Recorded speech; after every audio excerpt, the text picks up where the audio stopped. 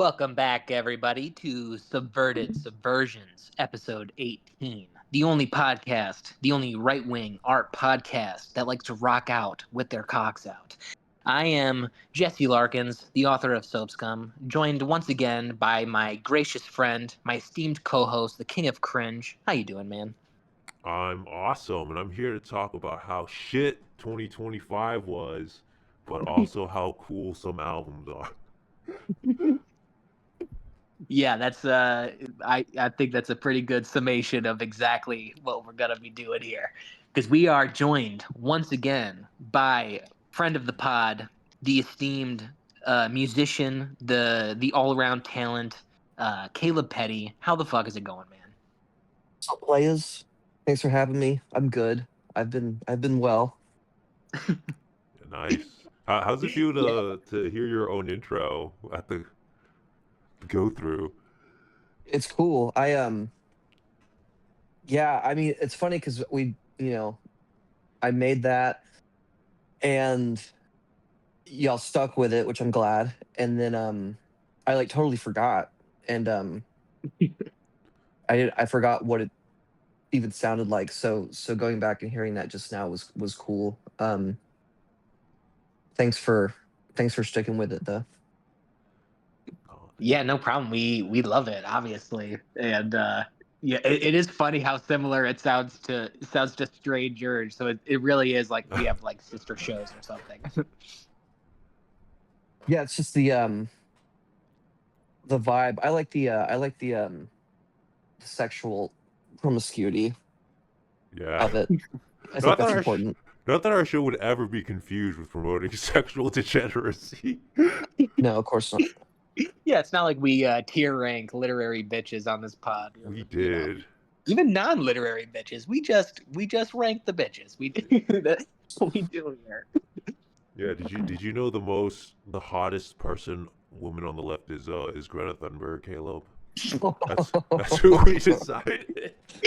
That is the conclusion we came to. I don't know if that would hold up any other day of the week, but what are the women on the like considered on the left that are uh attractive? Well, that's the problem. well, That's why we yeah. ended up with Greta. Like half of them, no joke, half of them were like dudes, bro. And I was like, we can't keep doing this.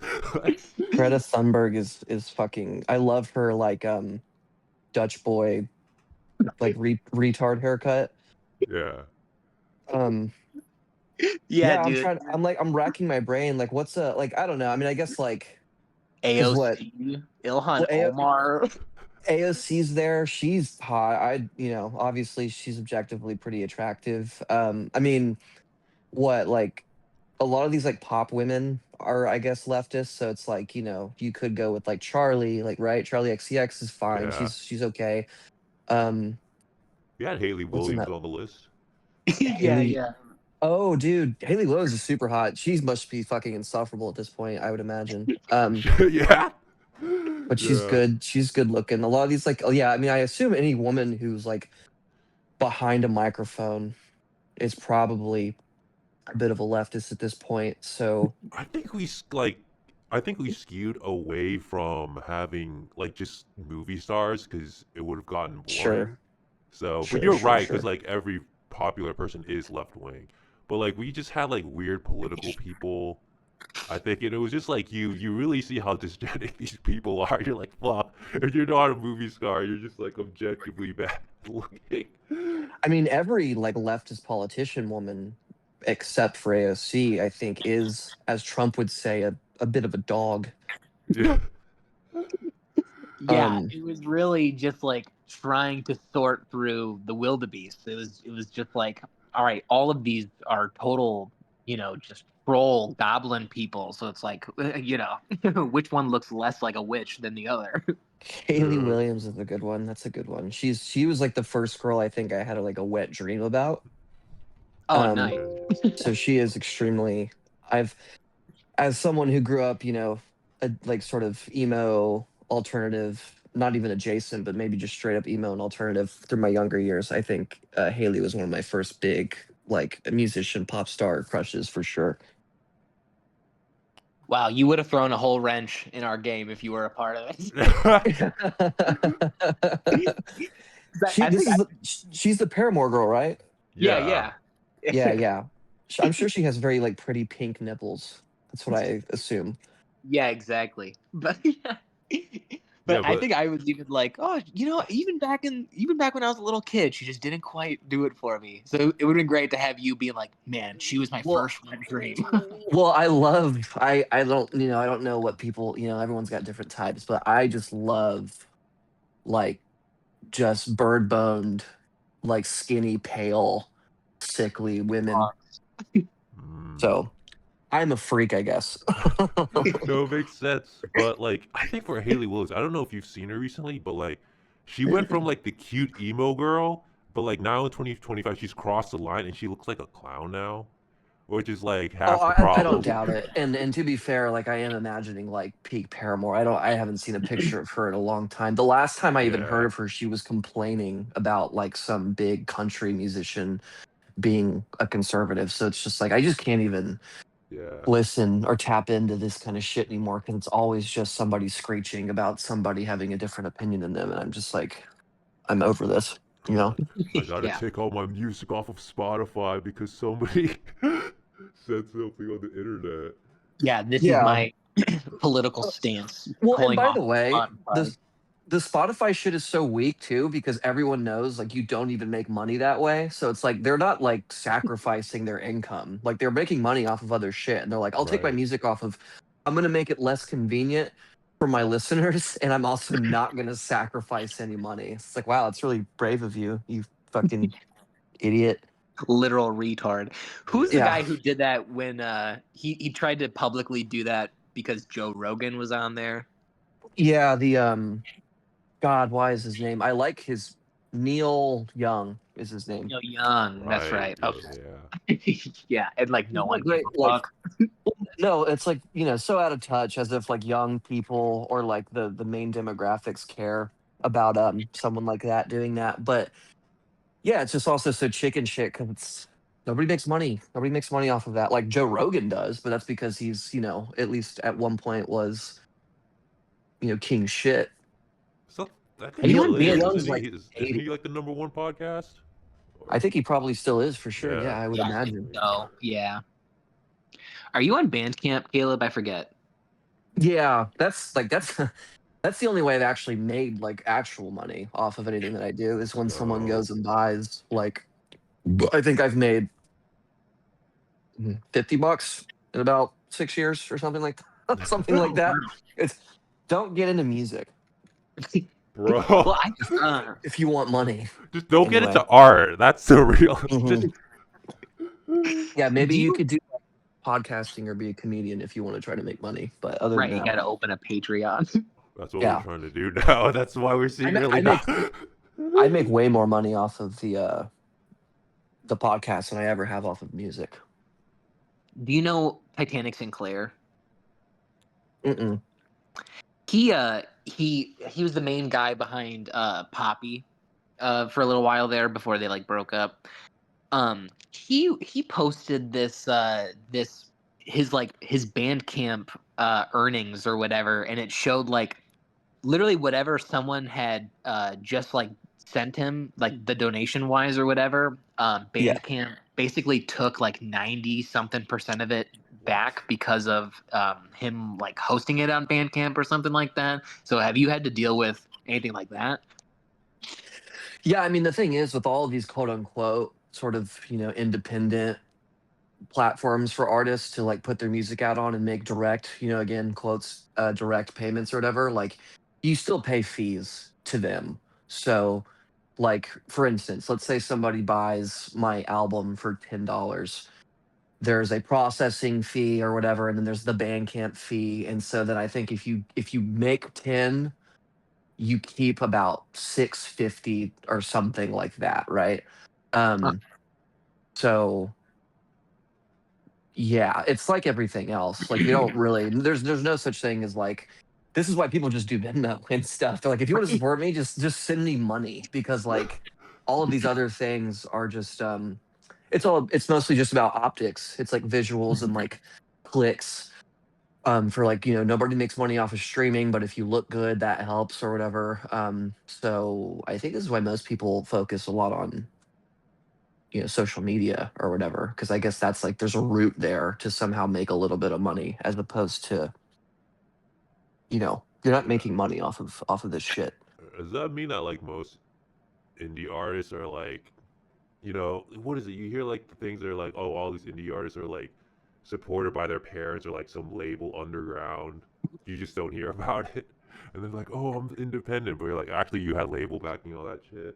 Well, this Right. is the thing with like, people are, and regardless of whether you think it's good or not, doesn't even matter. But like that band Geese, right? Like they just had this huge blow up, and it's like I never heard of this band before this last record, but like Kenny Beats produced the record, JPEG Mafia is on the record, and I'm like, where do these guys come from? And then if you look Yeah. into it, it's like, well, the front man's dad is like some guy in the music industry or something, or has some sort of money in New York.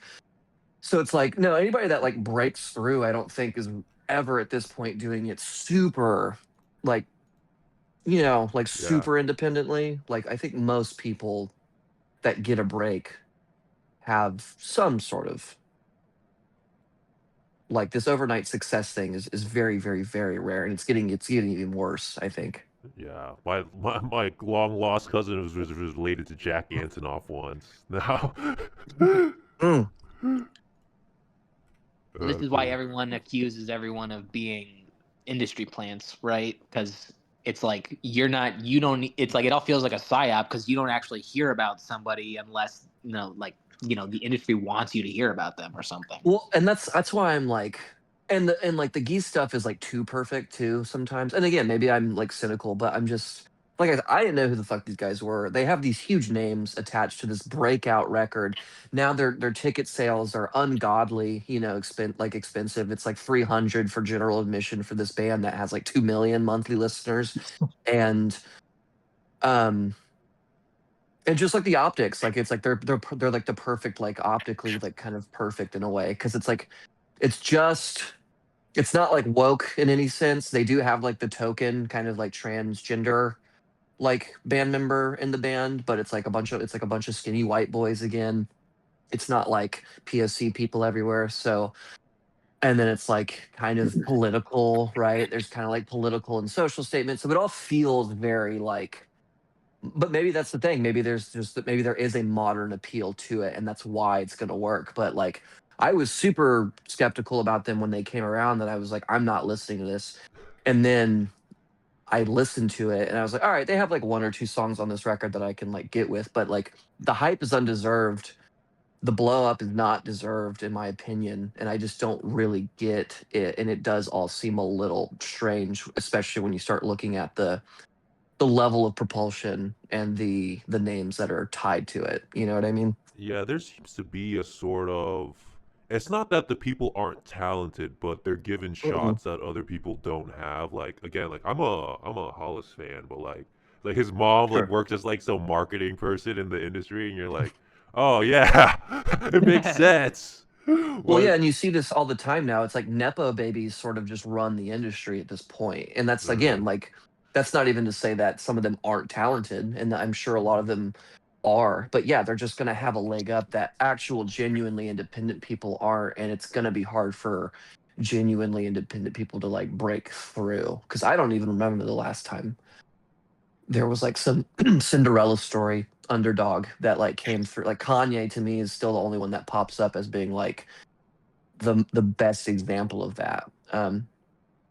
Yeah, I feel like people are trying to kind of spin Geese a little bit in that sort of direction, but it all feels super artificial because you're just like, wait a minute, there's an SNL sketch about you, and like, you know, Right, and they Paul played on Thomas SNL Anderson. recently. Yeah. Wait, say that one more. Well, What was that last they thing you just said? Sorry. they just played on SNL apparently too. Right, So and fucking like Paul Thomas Anderson and fucking Benny Safdie are at your concert filming you for God knows what reason. It's like it just all feels very like orchestrated. So I was very reluctant too. I was like, I really don't want to listen to this. well, But I finally did.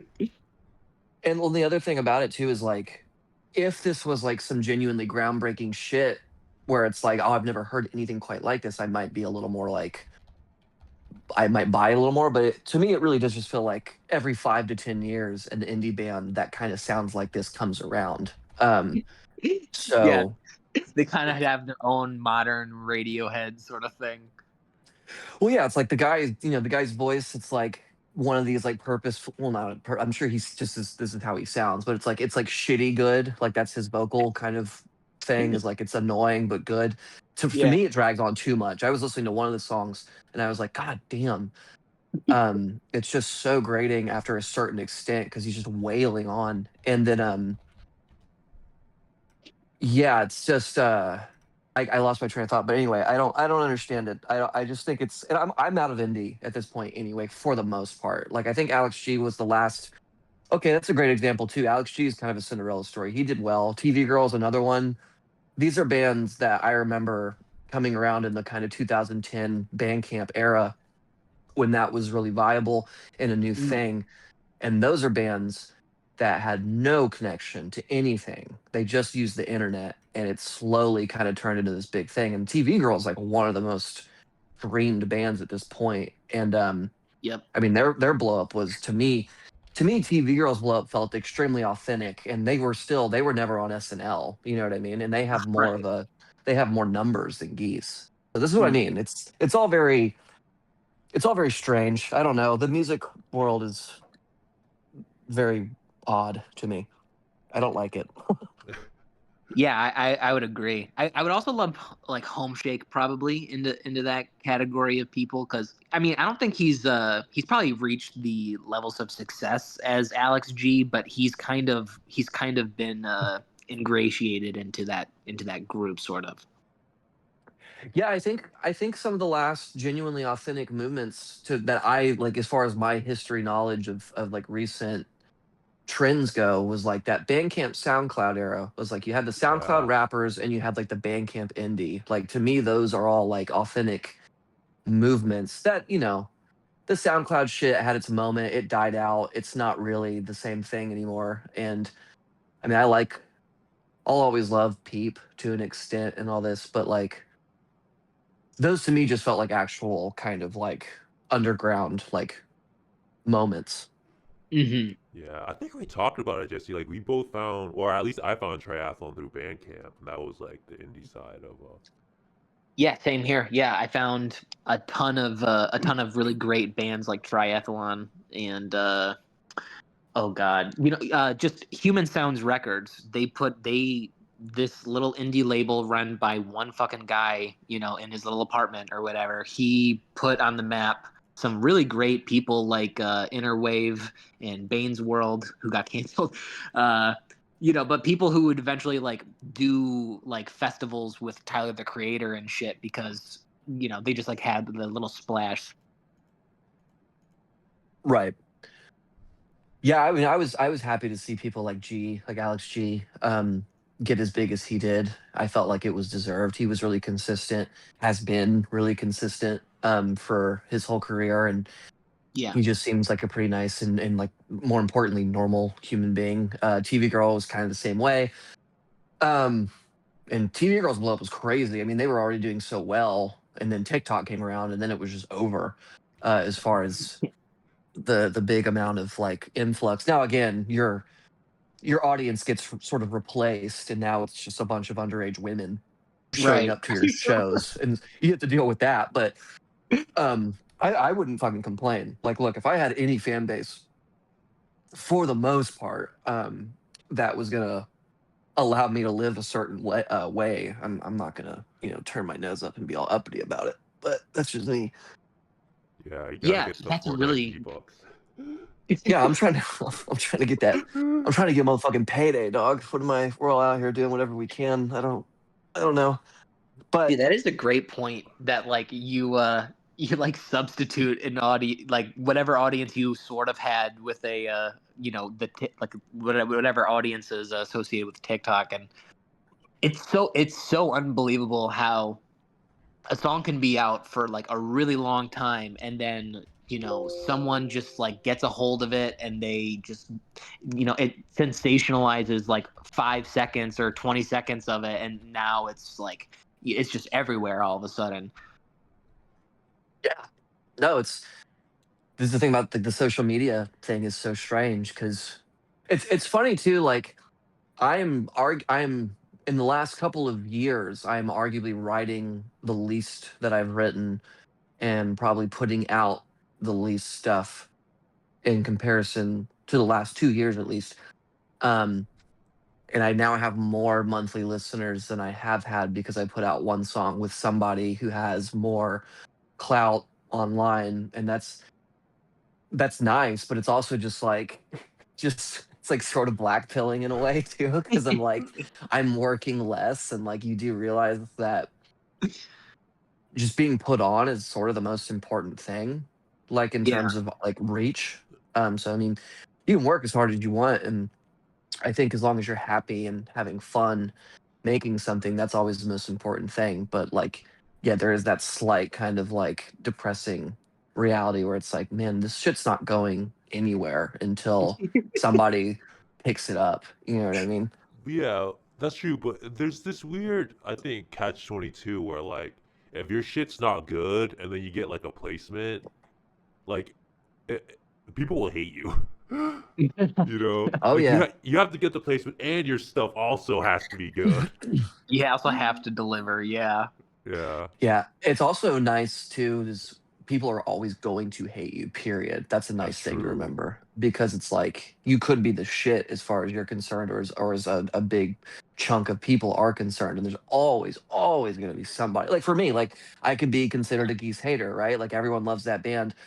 I know people that I've talked to that are like, that band fucking sucks.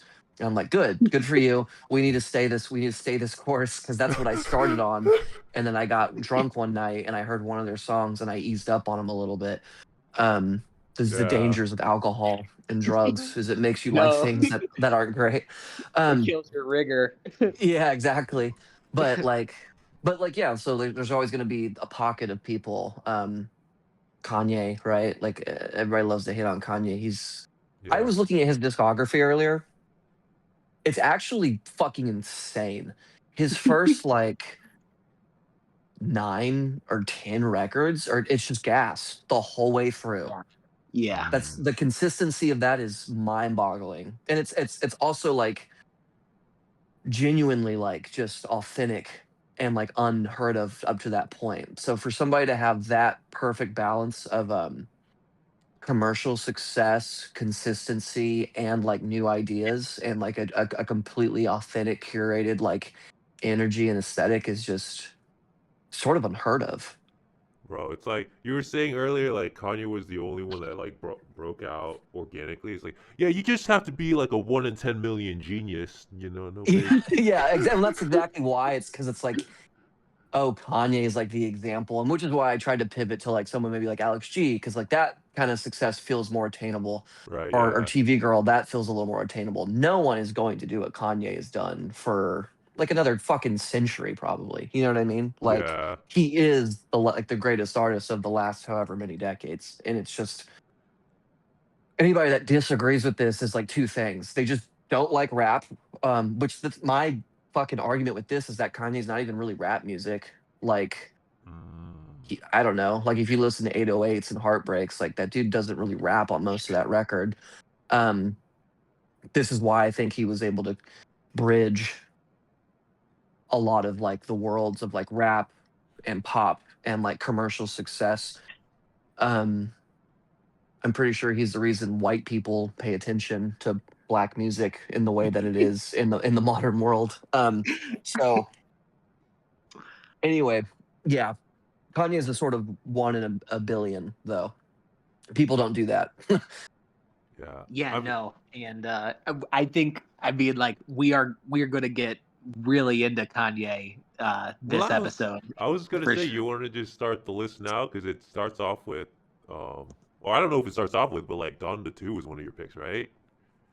Yeah. So for 20, because if we're doing the 2025 stuff, I got the three, and like I was actually quite proud of myself for even being able to conjure up records because I'm so bad at listening to new stuff. Right. But I just tried to be very honest about it. It was like, what did I like going into the end of the year that I actually like listened to as far as records go? But I mean, yeah, the Kanye one was obvious because it was actually really good too. Like Donda 2 was the shit, and it was so exciting because I think it was the first really really like dope thing that he did since the first Vultures. Okay. Yeah, I was In about to my ask you, weren't a fan opinion, of Vultures 1 and 2? I loved Vultures. I did not really get into Vultures too much, but Okay. the first Vultures, I mean, I'm a huge like people hate me for this. I remember I got a lot of flack on TikTok, which was really funny. I mean, a lot is an exaggeration, but for how much attention I get on that platform, it was really funny to have like multiple people be like, "What the fuck is wrong with you?" Because I put Vultures over like one of his first two records, which is like blasphemy, like not allowed in the world of Kanye. But I'm a huge Vultures apologist. I think that's a fantastic record. Yeah. Yeah, I don't know if I stated it, so I just want to be real quick and just jump in here as like the very lazy podcast host. I'd just be like, yeah, everybody, we are doing our top doing our top albums of 2025. Oh yeah. Right. um, yeah, I figured we'd go around, do like like Caleb does one, you do one, I do one, and then eventually we do our we'll have our top threes, and then we could go into honorable mentions later on. Sure. Um. But No, I we think could start with Caleb and Donda. yeah. I think Yeah, early. I remember earlier this year, Jesse. You told me to listen to Dawn 2, and I did remember listening to it. I didn't get around Yeah, to yeah, re-listening to it the whole way through, but yeah. I sent it right away and was like, and me and you actually were sending each other just like, oh yeah, I love this track. Like this one, and this one was yeah. okay, but yeah, we were going back and forth about our favorite tracks on it. Was that on Twitter? That might have been on Twitter. Yeah, it was on Twitter. Yeah. Let me see if I can find out what songs I liked while uh, you tell us more about why Todd the Two Rules, Caleb. yeah. So, like I said, I think it's the best one that he's done since Vultures and Donda 2. Um, post divorce, Kanye is a very interesting beast because one of the fun things about Kanye is that everyone always like he'll always do something and everyone goes, "This is the limit," and he finds a way to one up it, and it's always really funny. But I like a lot of the vulnerability of the post divorce stuff. So like even like the original Donda is like, he's just singing about like one of my favorite songs on there is Lord I Need You, which is literally just a breakup song. It's like one of my favorite breakup songs ever. And it's just about him and Kim. And it's like he's got that really hilarious line on that one where it's like it's the best collab since Taco Bell and KFC. But it's a very touching song. But Dawn to Two,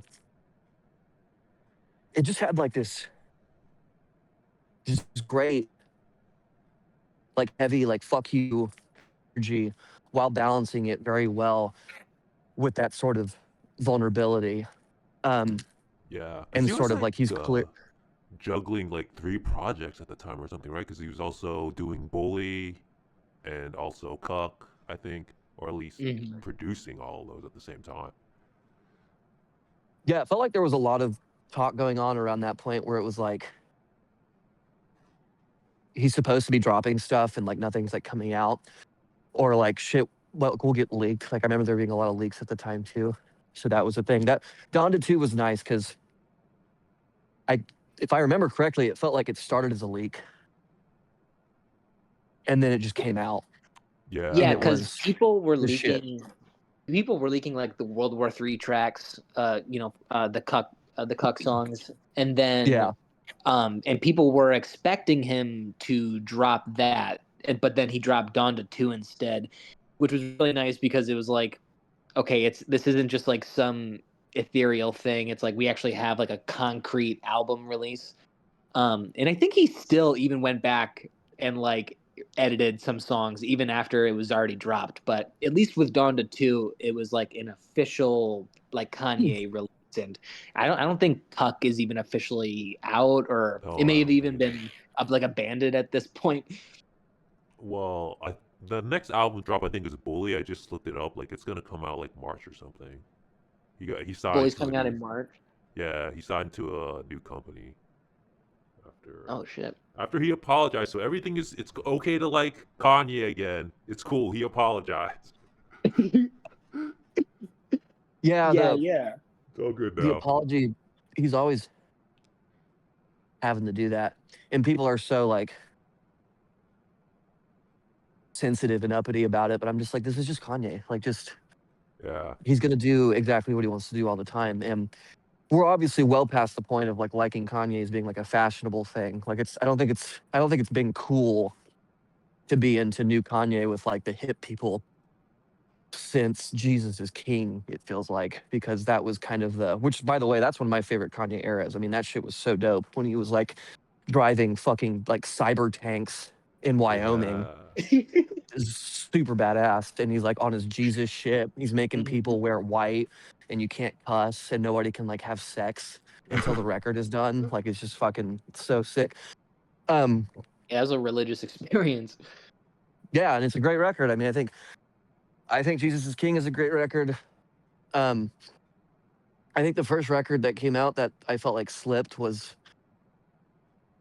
I mean, even the original Donda is just really good, but I think that's my thing is I think Donda 2 is like far more cohesive and just better than Donda on the whole of the original one. I do think it's funny that he can just be like, "Look, I'm sorry. I went through a bipolar episode and created like a really beautiful work of art, but that's just what happens when you when you when you're me and you go through these episodes. Sorry, guys." It's like, dude, you may I mean it's just so ridiculous to be like, "Oh yeah, that this incredible work of art that you were producing. Oh, you were just, you're just going through it. That's all." I have the feeling like he can't. Maybe he's doing like 5D chess. He doesn't really have bipolar, but like he's just a genius. Oh, And he dude, knows. Yeah. I'm on board with that 100%. I mean, I think so there was this great thing that got posted recently by Adam Lair, the safety propaganda. Hmm. He's about how this whole last thing that Kanye did was just like performance art. And I am of the mind that he just constantly knows exactly what he's doing and that this is actually part of why he's one of the most important artists, has such a hold on the public kind of eye, kind of chess thing. And he knows how outrage kind of works. And it's always been a part of his thing. I mean, even all the way back to the George Bush hates black people, which was like forever ago, like early Kanye. He's always kind of done this. Yeah. And throwing on the diamond swastika and hanging out with Nick Fuentes was just like another era of that.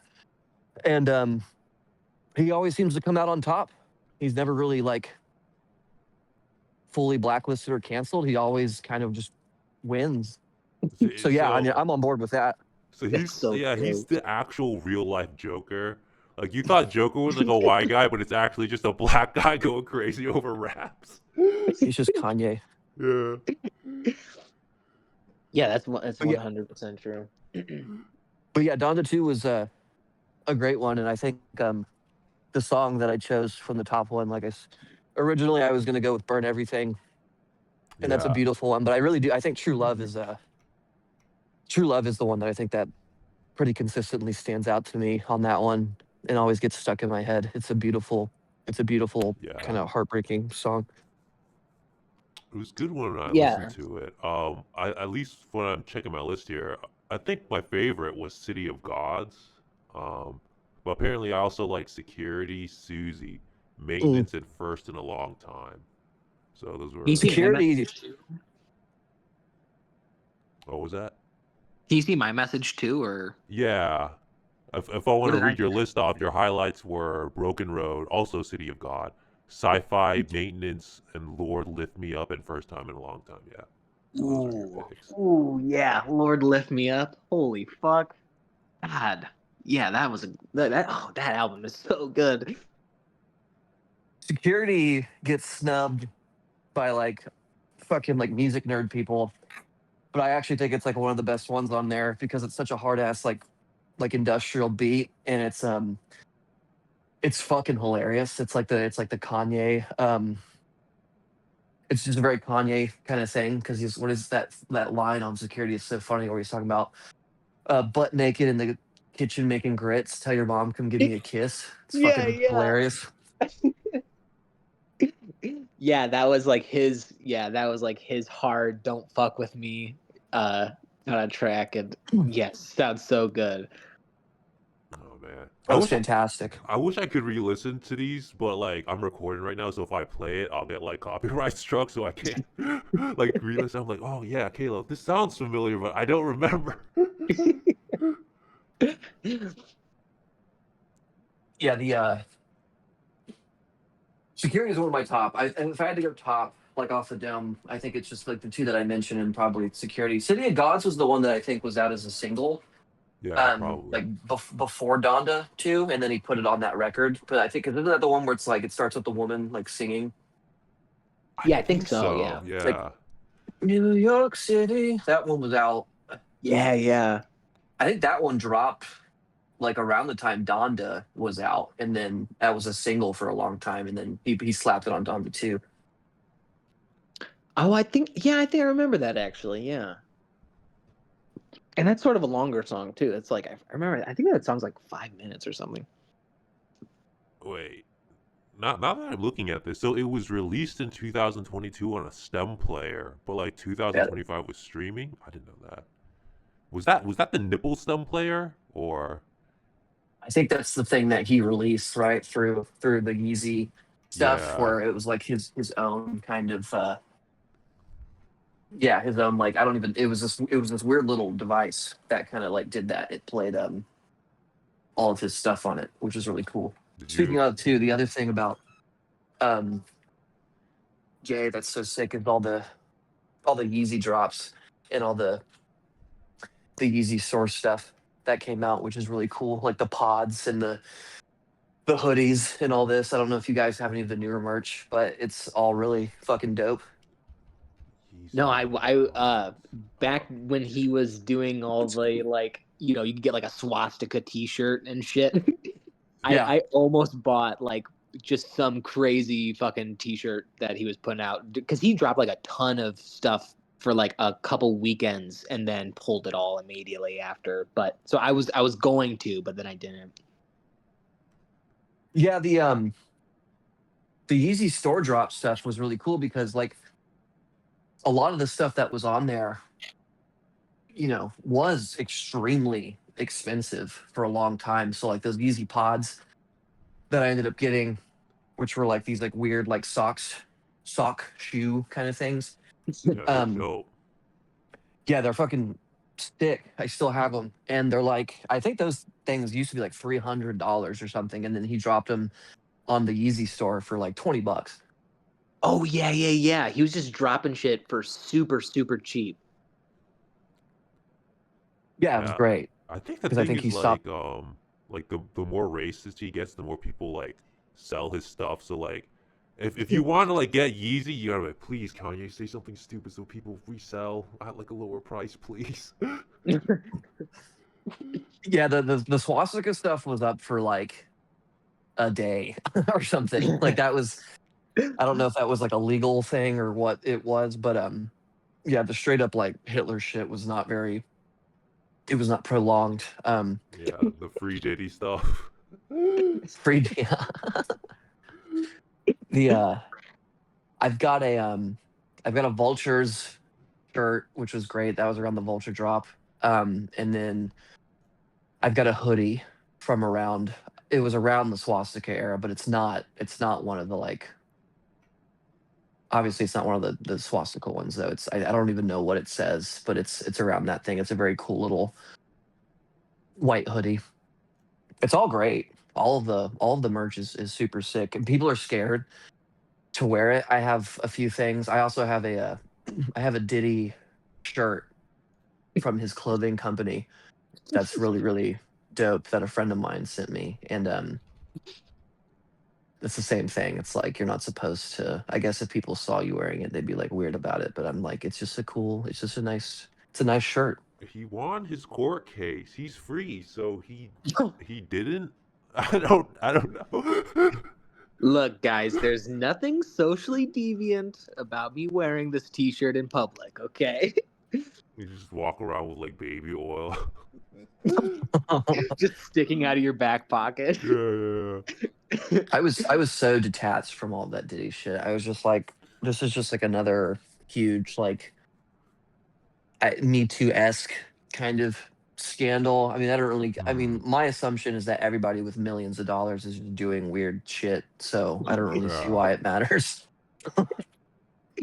That makes sense. It's probably a healthier way of looking at the world. Just be like, yeah, they. I mean, probably. Yeah. They're Right. rich. It's like you think you think all these people are normal. You think they're doing normal things. Like Kanye, funny enough, Kanye is probably like one of the most normal fucking people out of that whole like world. You Yeah. know what I mean? Right, because his extremities are on full display, whereas everyone else has to like pretend that they're either keep them hidden or pretend they don't exist. Yeah. Well, yeah, my assumption with people that play it safe, it's like there's like two probably realities, which is one is they're hiding something and they're like actually like weird people with secrets and they know that they need to camouflage, or they're just huge pussies and they just don't have they're so concerned about brand maintenance that they'll never kind of go past a certain point. I was about to say like, oh shit, that means Taylor Swift is a pedophile, but then I was like, no, she's just a huge pussy. No, that makes sense. Well, she's also just a woman.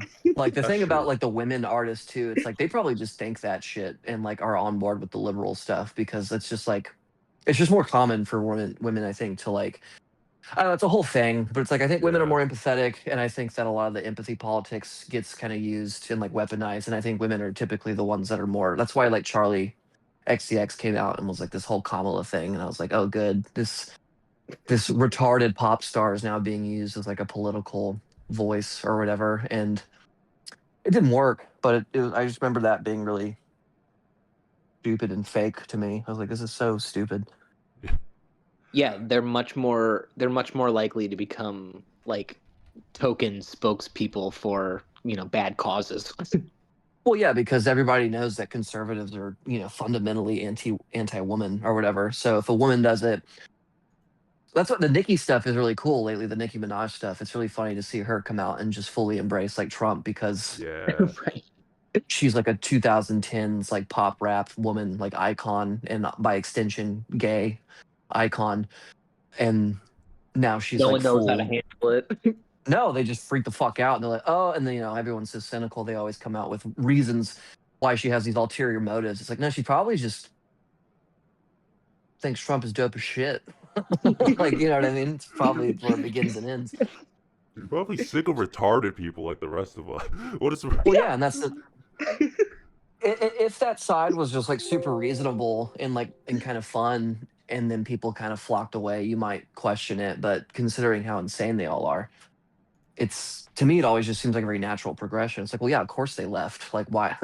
Why would you stick around with that? Like, you can't. There's no freedom there. It's not like they're actually pushing for things that are helpful for people. I, So who cares? I think that was something you said recently that I think was true. Like you said, like music doesn't have the same power anymore because like everybody's safe, and that's like why like podcasting is like still the big thing because that's like where shit is real.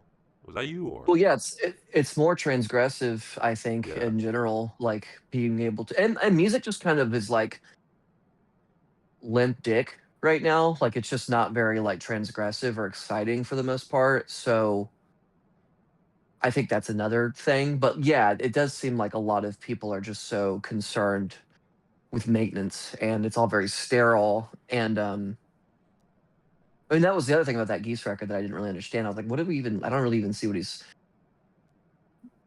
like talking about. Like, I don't know. Like, podcasting is just it's fallen into this kind of realm where people seem to be able to be more honest about things and a little more transgressive. And I think that people really yearn for that right now because you're being Yeah. gaslit 24/7. So when somebody sort of affirms your natural kind of conclusions to things, it makes you feel less crazy. And of course, that's going to attract a broader audience. Yeah, because Yeah, at least everyone go for listen. me, oh, I'm sorry. Go on, Jesse. I was gonna shamelessly plug my show. Go on. Yeah, let's go. Everyone go listen to Rape Walker. Yeah.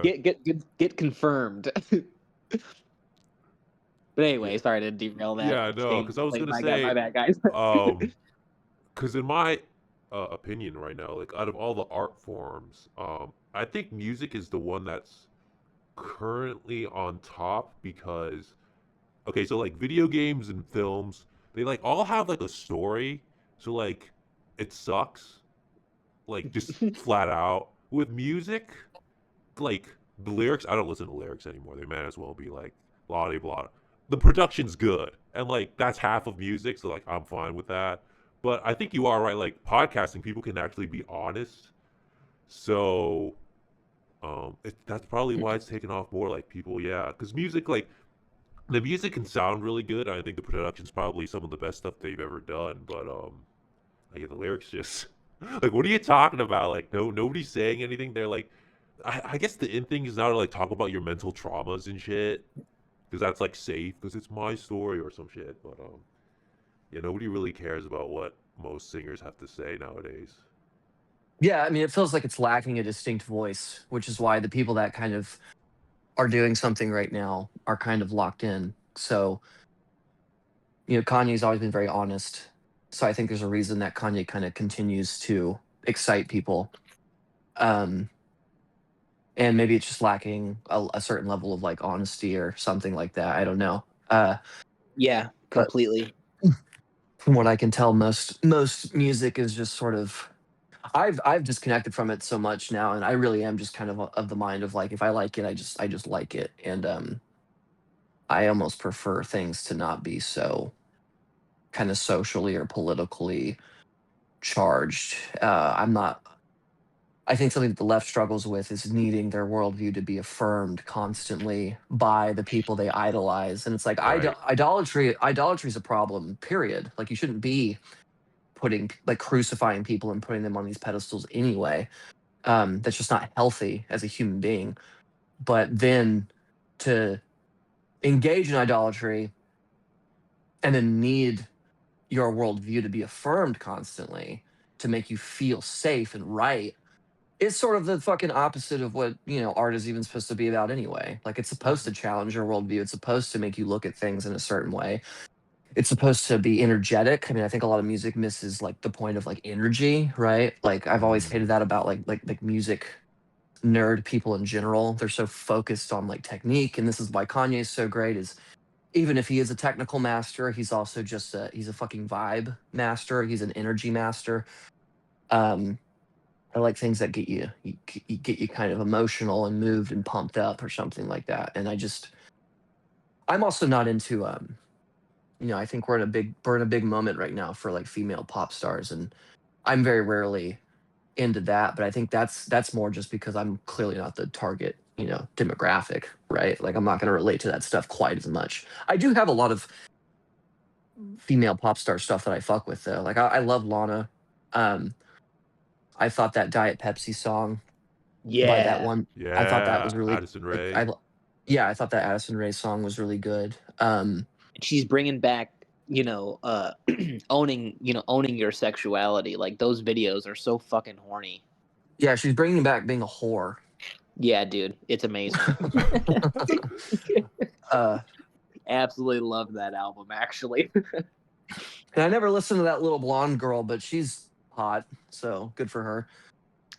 Yeah, just to piggyback on what you were saying earlier about authenticity in podcasting and it does feel like people can tell immediately in your art if you are obfuscating or you're dancing around presenting your full authentic self or something.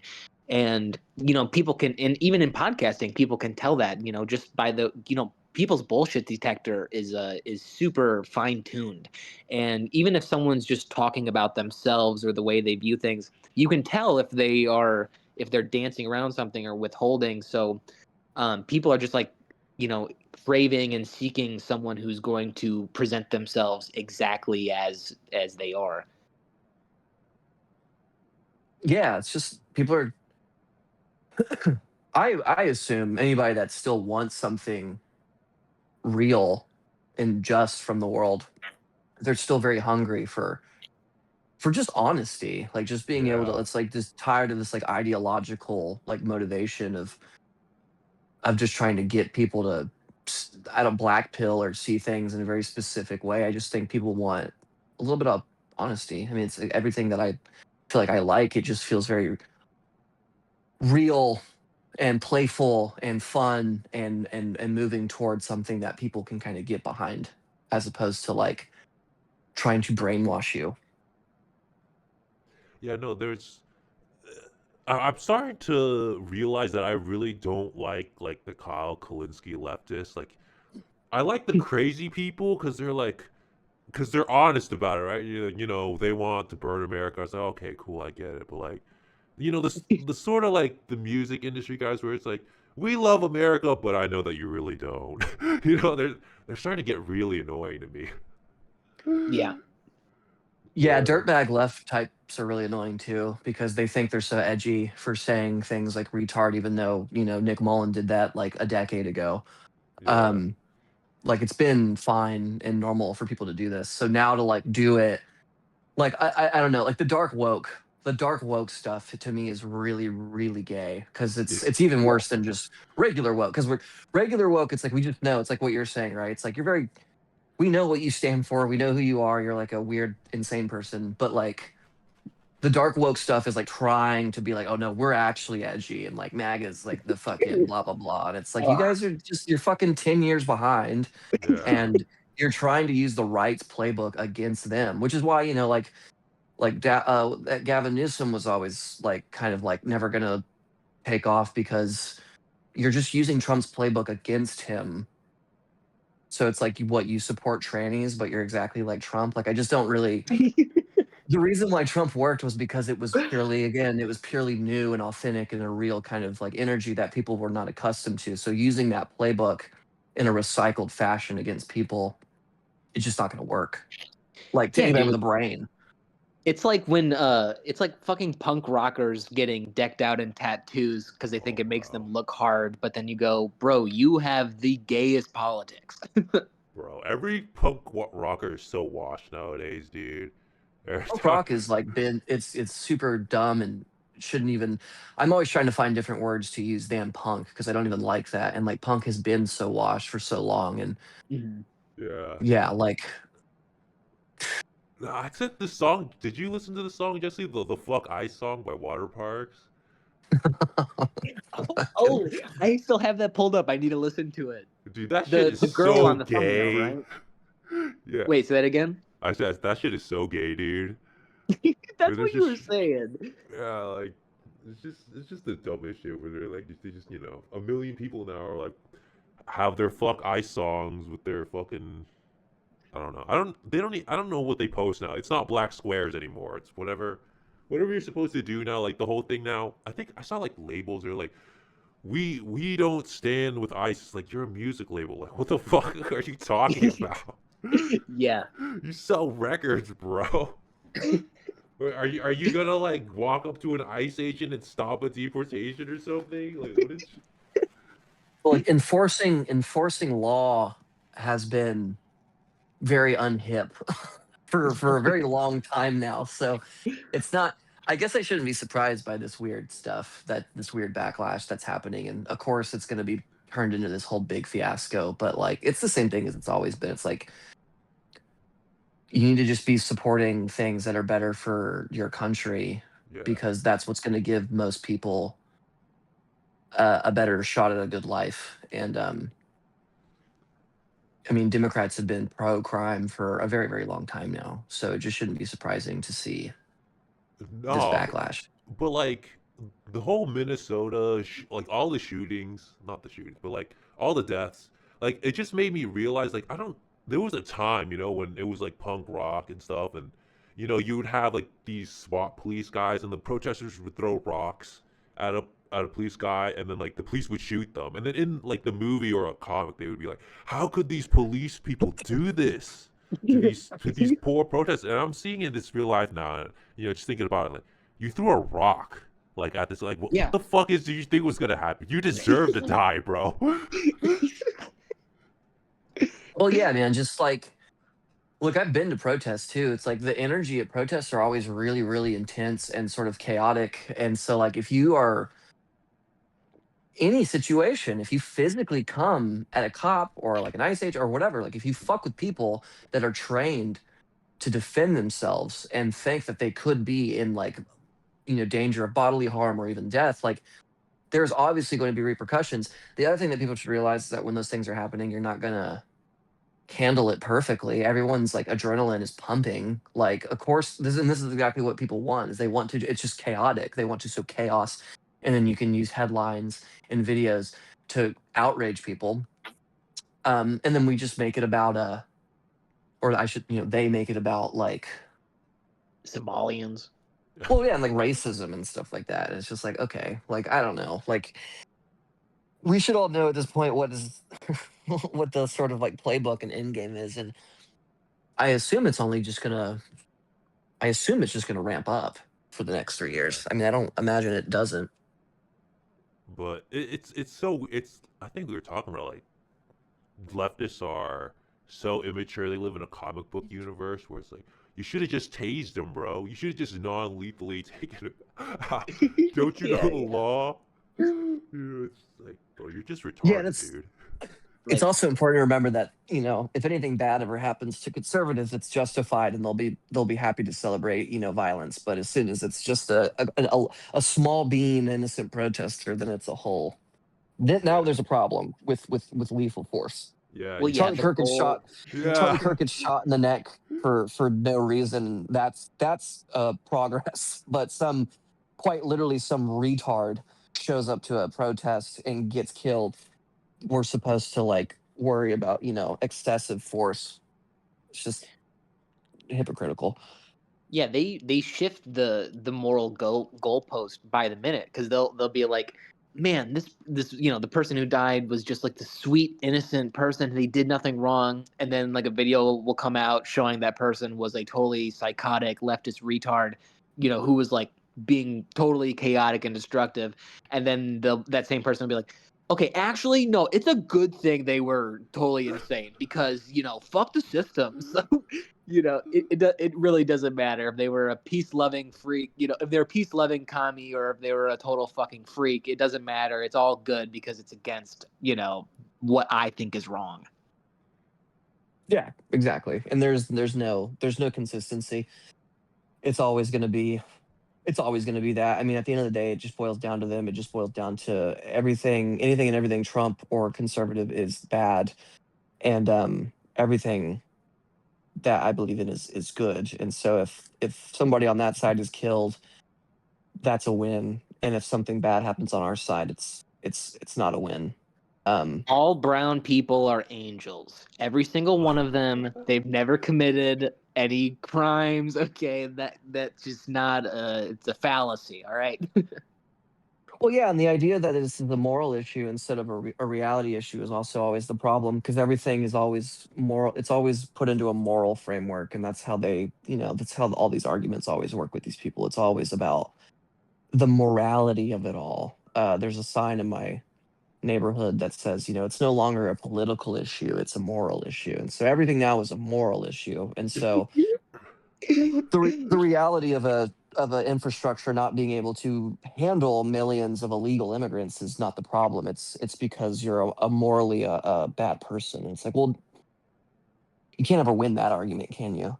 Right. It's like, where was the Oh, morality when George Floyd was like putting a pregnant bitch at the end of a gun? Like, yeah. Or where's the morality of like murdering people that are non-violent? I mean, I don't care what as far as they're concerned, it just seems like words are indeed more dangerous than bullets. So I don't really know what the problem here is. I don't really know where we're supposed to go from there. Because if saying the N word is more damaging to people than shooting people in the face, well, we're clearly not on the same planet. You Oh my imagine like God. ICE just walking around, they just start shouting the N word, and then leftists just start dropping on the street and just start killing over the field. Dude, if only. Oh Over my the field. God. The superstitious Voldemort like power that they give to words is incredible. Words mean something, but shooting someone in the neck is justified. All right. Okay, let's move on here. I think we got a little derailed there, but like, yeah, Yeah. Donda 2 is the shit, and I think that Honesty's was great. it was one of the best ones of the year. I do think it is one of Kanye's more interesting projects, especially since, um, I mean, absolutely since Vultures, and I would say even since like Yay. I'm a big Yay apologist as well, but I think Donda 2 is really one of the best things he's done. It's Hell great. yeah. Listen to Yeah, I Donda too. agree. All right, Hmm. Jesse. What album are you putting up for I'll do the True Blue album, Star Witness. Um, just because like she's kind of a no one has heard of her. Nice. She's very underground. She she's a bass player in like uh in a few other bands. She would like go on tour with Porches and shit like that. Oh, So cool. yeah, so I've kind of been following her for a while now, actually. Just like following her, like her single SoundCloud releases and shit like that, and like her EPs and stuff. And actually, I almost worked with her back in, yeah, dude, 2020, right before the pandemic hit. I reached out to her because we had met once before at a Porches concert. And so I reached out to her and I was just like, hey, I'm that guy, like, I think, and I love your music. It's so fucking good, blah, blah, blah. I want to like film your upcoming concert. And she's like, yeah, that sounds great. So I was going to go to New York and film this girl's concert, and then the pandemic fucking hit and derailed all my incredible future plans. So I got brutally cucked, and have just been a fan sitting on the side for years and years. And finally this year she dropped a debut full length release album. Yeah, called Star Witness, and it's everything that I could want, everything that you could want if you're into her music, if you're into the Porches style. It's very dreamy and digital and very soft, and there's something kind of like frail about it. But I just think it's so fucking gorgeous, and she is just so hot, and just like makes just like really just like cool, beautiful works of art out of her music and the music videos and all that shit. So I just went, yeah, I yeah. put that's, and I've been listening to it constantly, so that's definitely in my top three. Did you give it a listen, Caleb, I or did. I listened to yes. the I listened to the song that Jesse, the top ones off of each three, and I listened to that one. And yeah, I definitely never heard of her before, and I did. I liked it. It is, I think, if I remember correctly, that song was very sort of poppy and very kind of chill. I will say Yes. all the shit that we listen to that are from this compiled list, I do like the pop sensibilities in all of it. Everything seems to be kind of poppy, and there does seem to be some sort of electronic kind of overlap too, with at least most of it. But yeah, I enjoyed it. Everybody's I getting also I into think it's EDM. yeah, and I didn't realize that obviously I didn't realize that Jesse, you knew her, so that's also cool. That's like a little crossover there, a little fun fact. Yeah, I thought Yeah. that'd be fun to kind of share. Are you ever? Do you think you can link up with her again? Shoot her concert or I have not even considered it, but you know, it's just because my yeah. personal aspirations are so completely, just different from where they were. Gotcha. Yeah. Um, back then, I fantasized about like having like a just like living my life like a harem anime where all the girls in the harem are like just like these girls that want me to do music videos for them, and and I would just like have a collection of like these weird pop bitches, and I would just like I'd be known for shooting their videos. um and man, so I'm like not in that in that place anymore, but I Yeah. still adore the music. And I do think sometimes like, oh man, it would be kind of cool to reach out again, but I haven't really thought about it. No, she is I think the only female artist on this list, if I'm not mistaken. We're all Oh, that's Nice. hilarious. Nice. Nice. yeah, no, it's got a really like good smoky vibe to the whole album. I get the feeling was obviously good. That was the one you chose, Jesse. But Hmm. uh, if I think Cherry Colored Funk was also good. I heard that was like a cover though. Yeah, Am I that's a wrong? cover of Okay. a. I'm not sure how to pronounce it. I've always called it Cocteau, Pateau. I have no idea. The Cocteau Twins. Yeah, Yeah, it's they Cocteau Twins. Cocteau Twins. Okay, yeah, they popularized that song initially, and I'm a huge fan of that.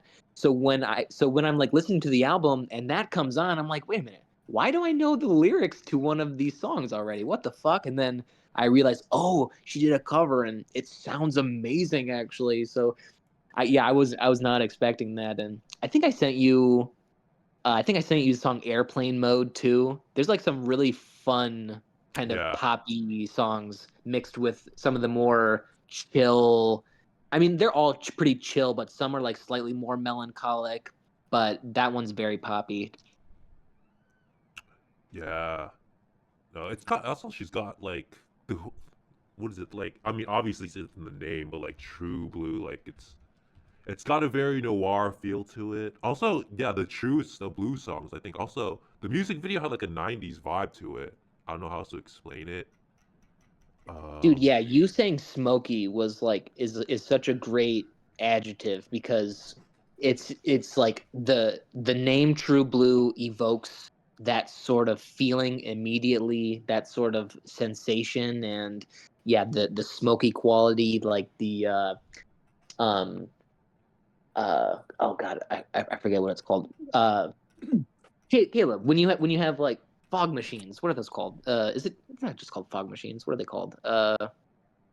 I thought they were called fog machines. Sorry. the vapes. Yeah, Fuck it's it, a it's a fog it's a machine. it's a fog machine. Yeah, you get it. It's the fog machine vibe. I thought there was a cooler word for it. But yeah, it's like it evokes such a very specific sensorial mood, just even from the title. And then she totally just delivers and capitalizes on that with every song. It just totally brings you into that smoky world. Yeah, great adjective there. Yeah. Would you say like she's like evoking like '90s pop with what she's doing?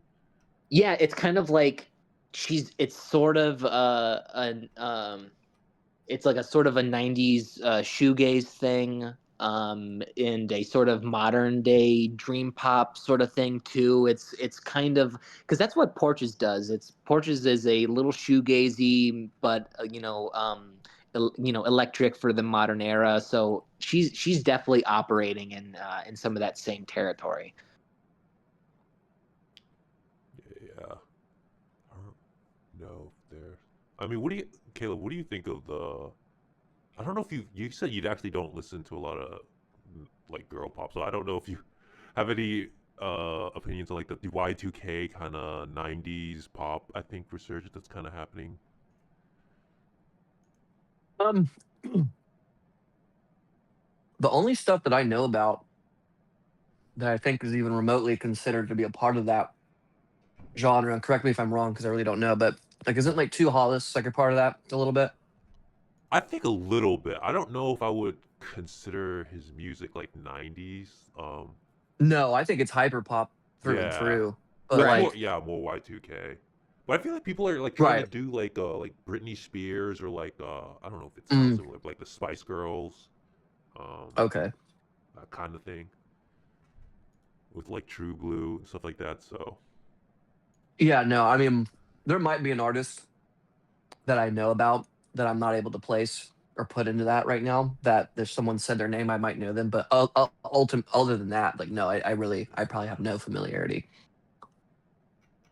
yeah. Audrey Hobart is kind of I don't know if you guys know her, but she dropped a really popular album that exploded this year, and it's not really. I don't know if it's what. It's kind of hard to explain the vibe of that. It is very late '90s, early 2000s, like GeoCities webpage, kind of like aesthetic. Even but like when you're listening to it, it sounds like a very wholesome, like early pop kind of stuff. Mm, okay.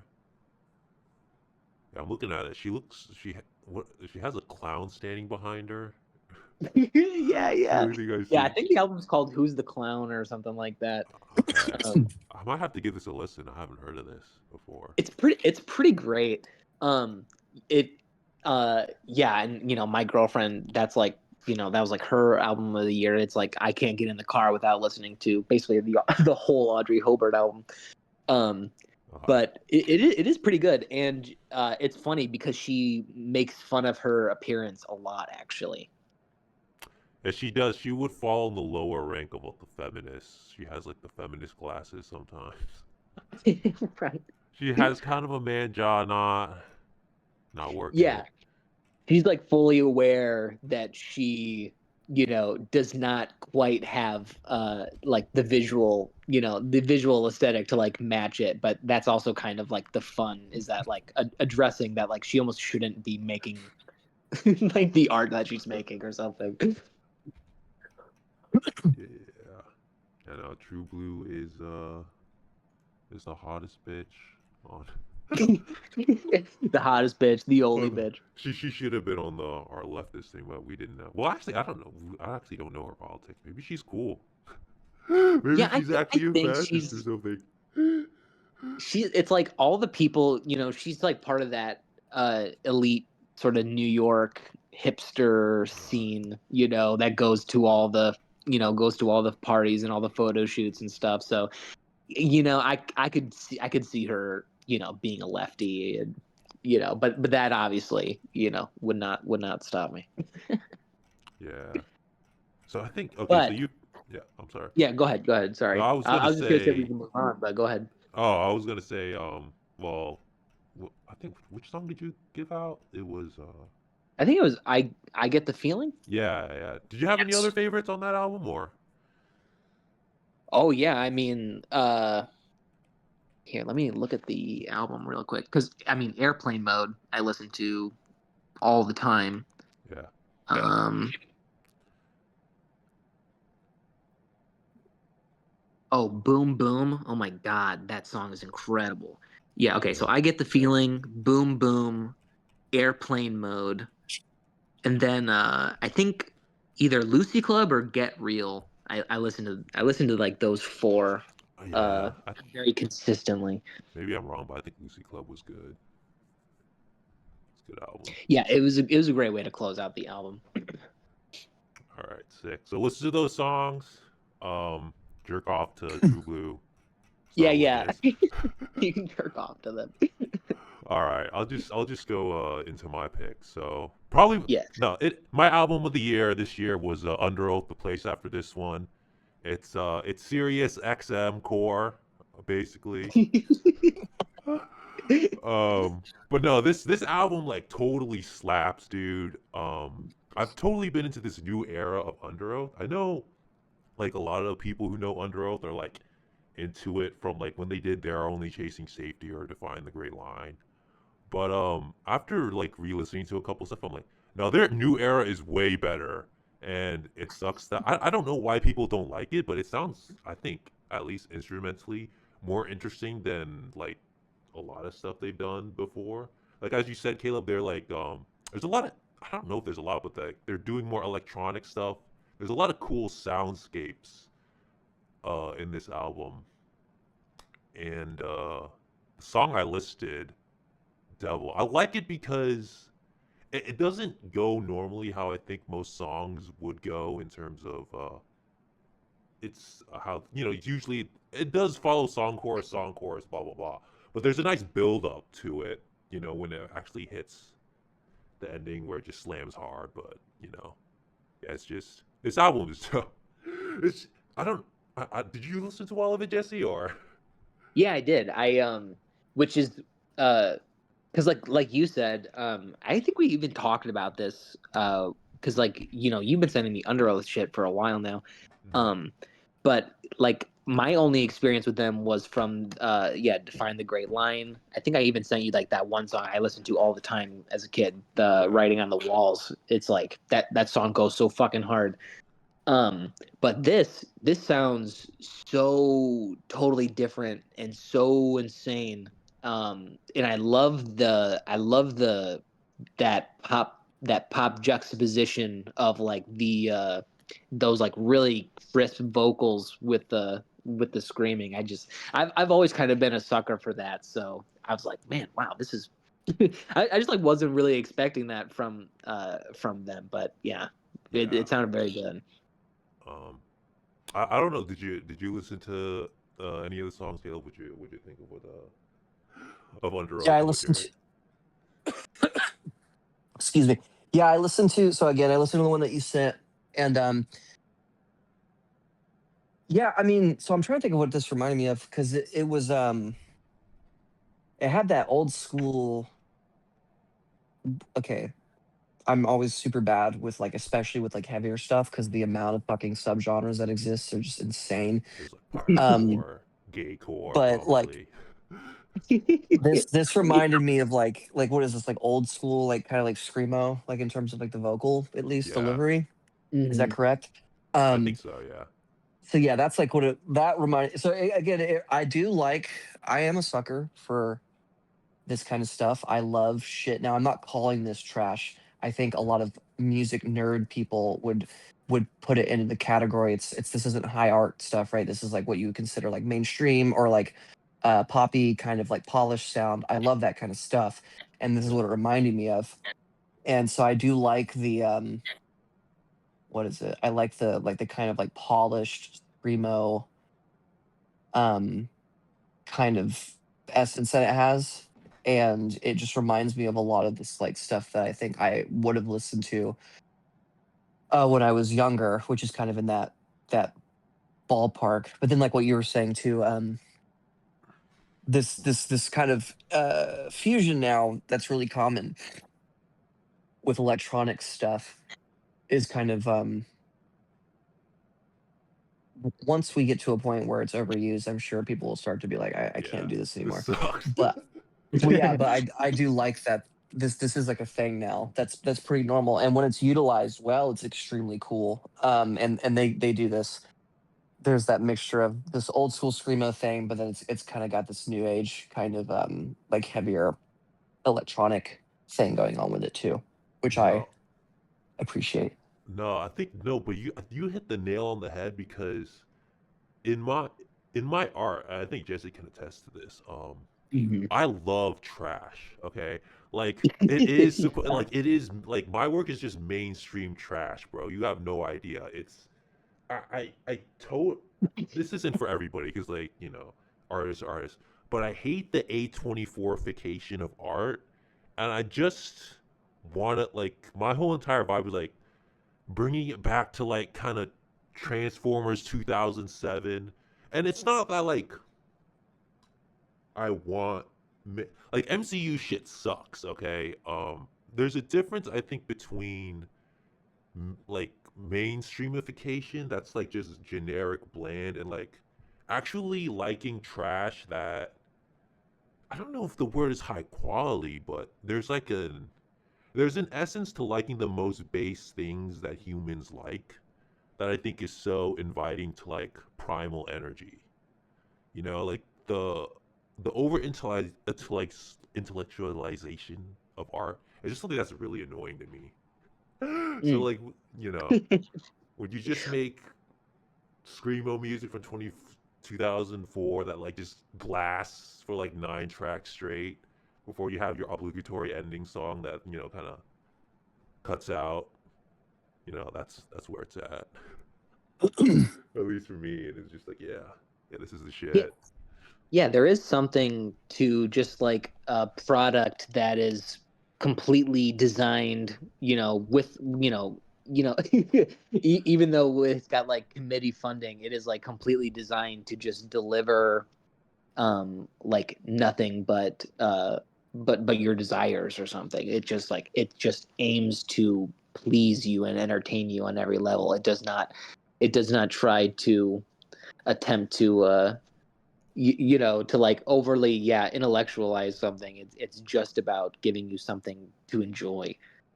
Yeah, and also I think these guys are like kind of cool in the sense that they still tour, and I think they're friends with Ronnie Radke, who if you guys don't know, is I Who's think that? he's from Falling in Reverse, but like he's been like Okay. going on record like I think I don't know if he voted for Trump, but he's been pretty right wing where he's like like all the LGBT stuff is like it's not like he's anti-trans or anything, but he's like all the gender pronoun identity stuff is like shit. And then I was watching I think an Under Oath interview where they were like they were just like you, Caleb. They were like they don't listen to music anymore, and their new thing is like comedians. They're like, yeah, Shane Gillis is like, I don't know if it was Shane Gillis, but they were like, yeah, these comedians are like really breaking like the taboo. And I'm like, oh, finally these guys. I mean, they might have given up on Christianity, but at least they're cool. They're like seeking out transgressive content where Yeah, they I'm can like find it. I'm like, fine, thank you. Somebody who's like, and I'm not saying they're not Kanye level or anything, but they're just like, oh, sane people. They make albums, They don't say anything really that stupid. I'm like, I can enjoy these guys. Yeah, as I get older, I just feel like I really, really value people that just seem very like normal. you know? Yeah. Yeah, So like you're not like deranged, you're not overly politicized in everything like in like your worldview. It's just you have your beliefs. I mean, okay, I will say a good example. I feel like Sydney Sweeney's doing a pretty good job of towing this line right now. I yeah, think she is clearly conservative. Her family's conservative. That was, confirmed long ago. She's been attacked so much by the left. It's probably hard to respect those people anyway. But like she just seems pretty normal. It's like she's an artist. She works hard. She pursues the things that she knows what works for her. She realizes that her tits are fucking fantastic. And she's very honest about things. And she doesn't try too hard to go overtly in any direction. And she probably knows how the game works to an extent.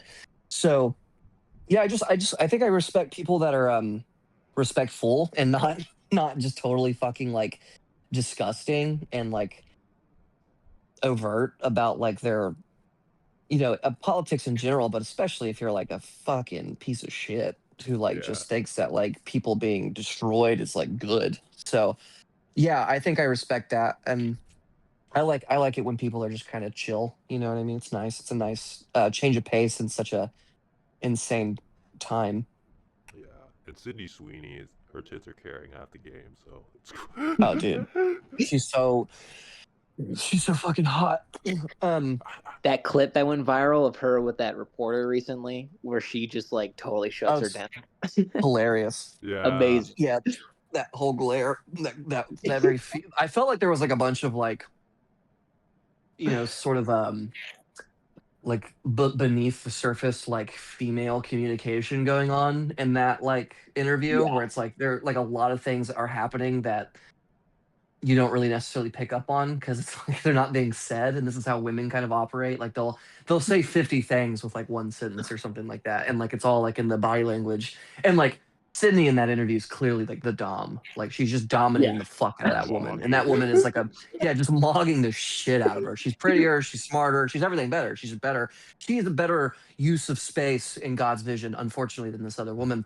This Yeah. woman could probably combat that in some sense. But if you're going to be like this wormy little, you know, journalist, like you don't deserve anything anyway. So good. I hope you get mogged by her perfect tits, you dumb bitch. J- But Jesse, yeah, did you she's see great. the? I love. Oh, so, Jesse, did Continue. you see Sorry. the Euphoria trailer with Sydney where she's like in a dog suit or something? Yeah, dude, that's Okay. sick. Oh my god. Yeah, just giving the people what they want. Yeah, she's an OnlyFans creator in the new Euphoria season, which is pretty sick. Yeah. Good for Yeah. her. Good for Sydney. Yeah. She's Good, great. good for She her. Yeah. But Caleb, you wanna do your next one? yeah. Um okay, so it's funny because there was a couple of the records that came out pretty close. No, I guess one of them wasn't that close to the end of the year, but that I kind of caught on to, I should say, toward the end of the year, one of which did come out closer to the end. That maybe could have made the thing. But again, I went kind of off the dome of like what I had been ingesting more. Because it just felt like that was going to be a more sincere kind of take on it. So I think you mentioned we'll do honorable mentions later too. So I'll go ahead and Yeah. just throw those in toward the end. But yeah, so there's this one that was completely shocking that I would have never expected something like this to make any kind of list. But it was the Blood Cultures record, and Yes. oh, okay. Yeah. it's literally a soundtrack to this game that came out very recently called excuse me, called Skate Story, which is the game itself is very cool. It's this very like visually pleasing kind of sensorial experience. And it's a new take on like kind of like old school kind of like skate games. But it's I guess it's a mixture of like, how would you describe this game? It's a mixture of like you're basically just a skater, so you have these like basics kind of skate mechanics that exist in a lot of these kinds of games, but then it turns into like this weird, surrealistic kind of action game where you actually fight bosses, and there's this really weird storyline. You're a demon made of glass who eats the moons, etc., etc. It's very Holy shit. yeah, it's very cool. It's very creative, and it's very fun. It's short and sweet. It's definitely one of my favorite games that I played in the last in this last year. But I think part of why that game hits so fucking well and why it's so exciting and so cool is because of this soundtrack that was done, I think, specifically for the game. And so I was loving it. And then this game and this record actually got me to like smoke weed again, which is really strange because I hadn't done that in a long time. So I was like, I'm just gonna smoke a little bit of weed and see what this is like. So I did that, and this was the record I was listening to a lot when I started smoking a little bit, and I was like, this shit is so sick. There's not a lot of like lyrical content. I would say most of it is instrumental. It's pretty electronic. Um it reminds me of a couple of different bands, I guess, that I've heard to an extent, but it just there's something about it. It's very fresh. It's very fun. And I mean that first song, which is the one I sent in the chat for this episode, I mean I've listened to that over and over and over again, and it's got such a fun, energetic energy. I also think the band name is cool. I think Blood Cultures is a good name for a band. Yeah. But yeah, man, it was I guess it was like this is what's so cool about things working in tandem sometimes. I think had I listened to that record without the game, it maybe wouldn't have had quite the same impact. And had I played that game without the record, same thing. So when these things come together to make something complete, that's nice. But since I got warmed up by playing the game and then I went and listened to it on my own, I was like, this just feels very fresh and it feels very cool. And it's like a brand new thing. And it's kind of out of the ballpark of what I'm typically into as well.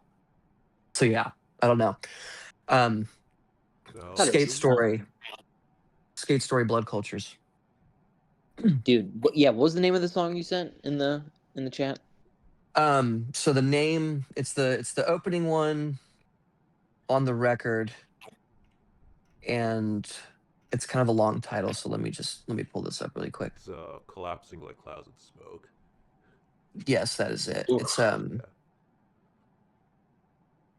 Yeah. yeah, collapsing like clouds into smoke, and that is I was hanging out with this a friend of mine too, and one of the songs later was on, and it had this heavy thing, and she was like, "Yeah, it almost kind of even sounds like there's like a Marilyn Manson stuff in here too." So I think if you listen to the full thing, it kind of bounces back and forth between like this very light poppy electronic stuff, and then it'll kind of slip into like almost Tame Impala kind of shit, which is really kind of outside of my wheelhouse most of the time. So that was interesting. And then it goes into this really heavy stuff, which is like, almost kind of like a early-ish kind of Marilyn Manson vibe. It's a very interesting uh sound. It's a very interesting record.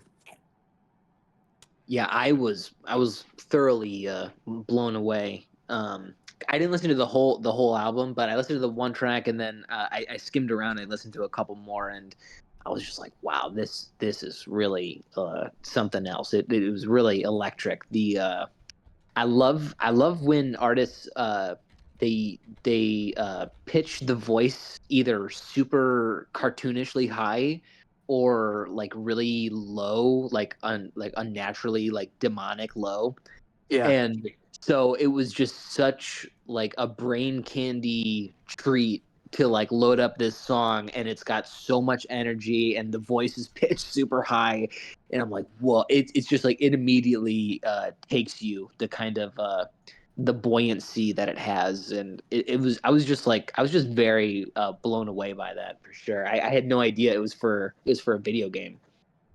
Yeah, and that first song, I love it. I love the use of that sample. I don't know if he sampled his own voice or what it is, but yeah, he's got it sampled. I'm assuming that's very pitched up and just like that, the way he uses it. And then it's like this beautiful like synth kind of comes in right after it. And it's just kind of this heavy, like churning kind of synth that really sends it. It is just very fun. I think a big part of why I resonated, it's like I was saying earlier, I like people that are normal and I like things that aren't so like overtly like intellectualized or politicized. And so I think when this record hit my life, I was at such a point in time where I was just like, I'm so happy to like not hear someone speak about something. And I'm so happy to just Yeah. like listen to the art form and listen to things that are very catchy and kind of energetic and fun. I think it was just a very good way to like disconnect and just like be enveloped in something that was very new and very lighthearted ultimately.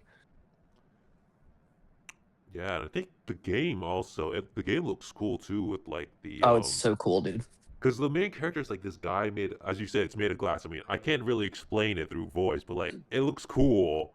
Like it's like a skateboarding game you haven't really seen before. It's like Dark Souls skateboarding, right?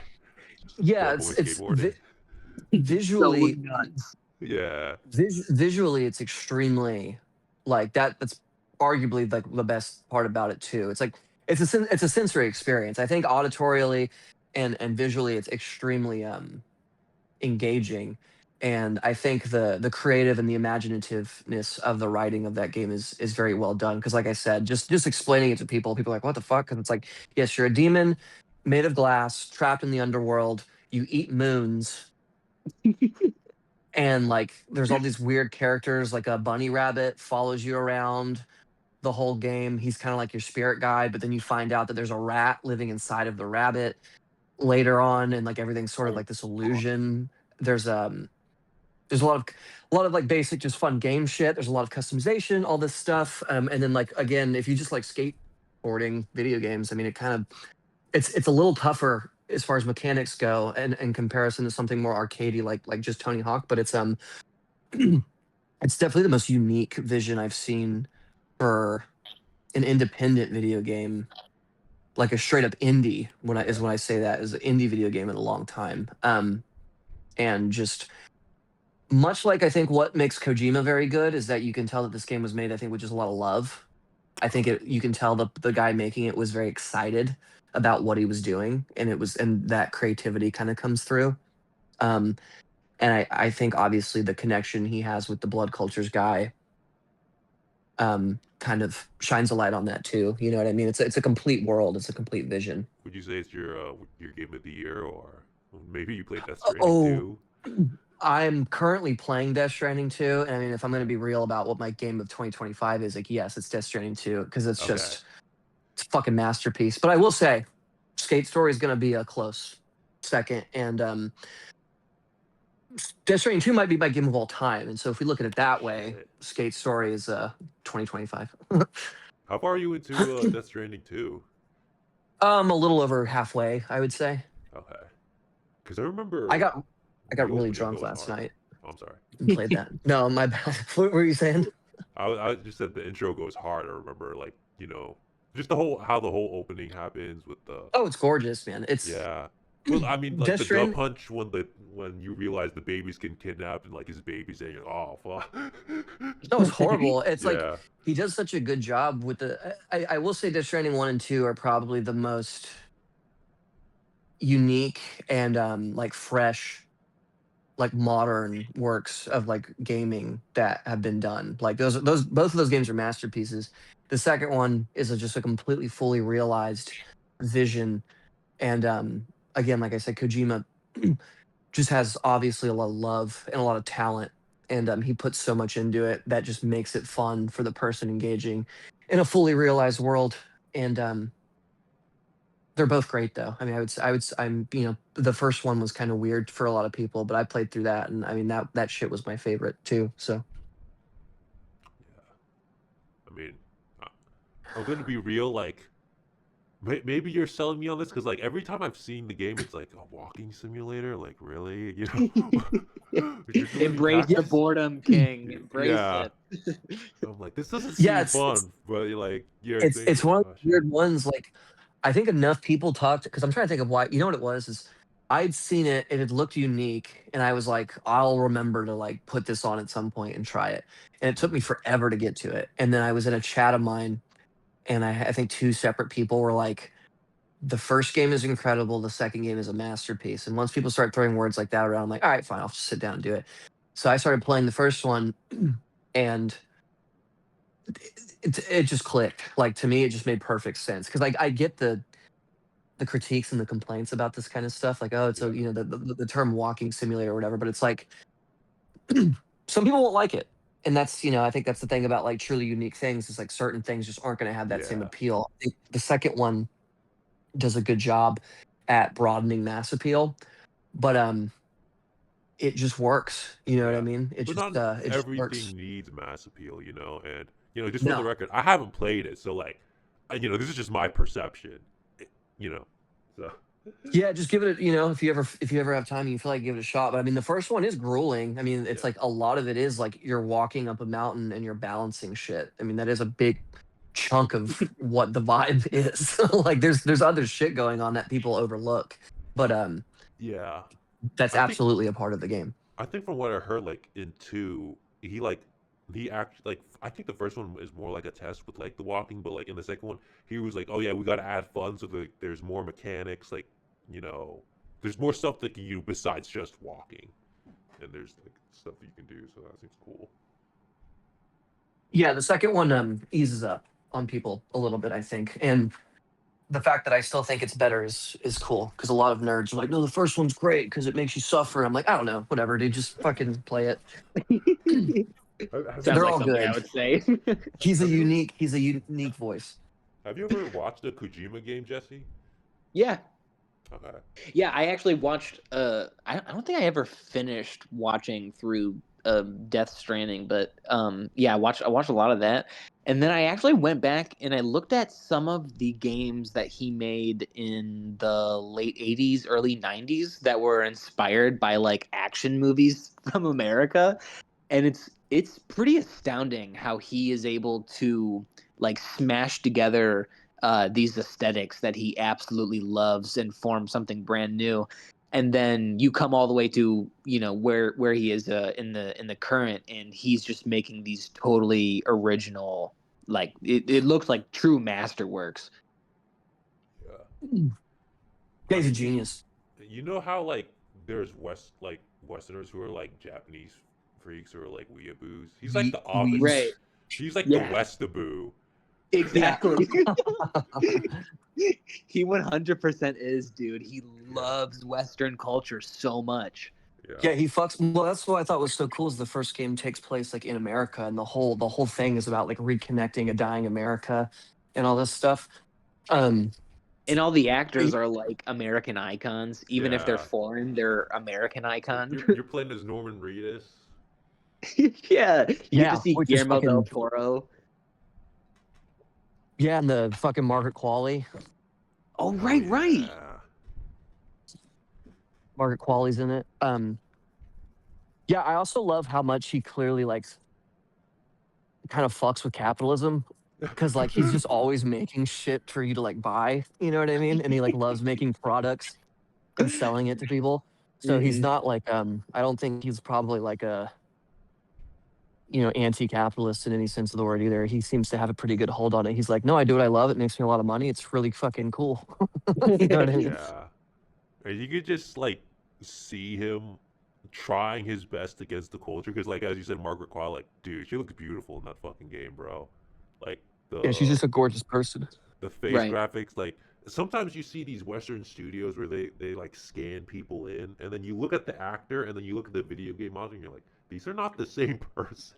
Like Dude, you yeah, they actively fuck desexualize their them. face up. Yeah.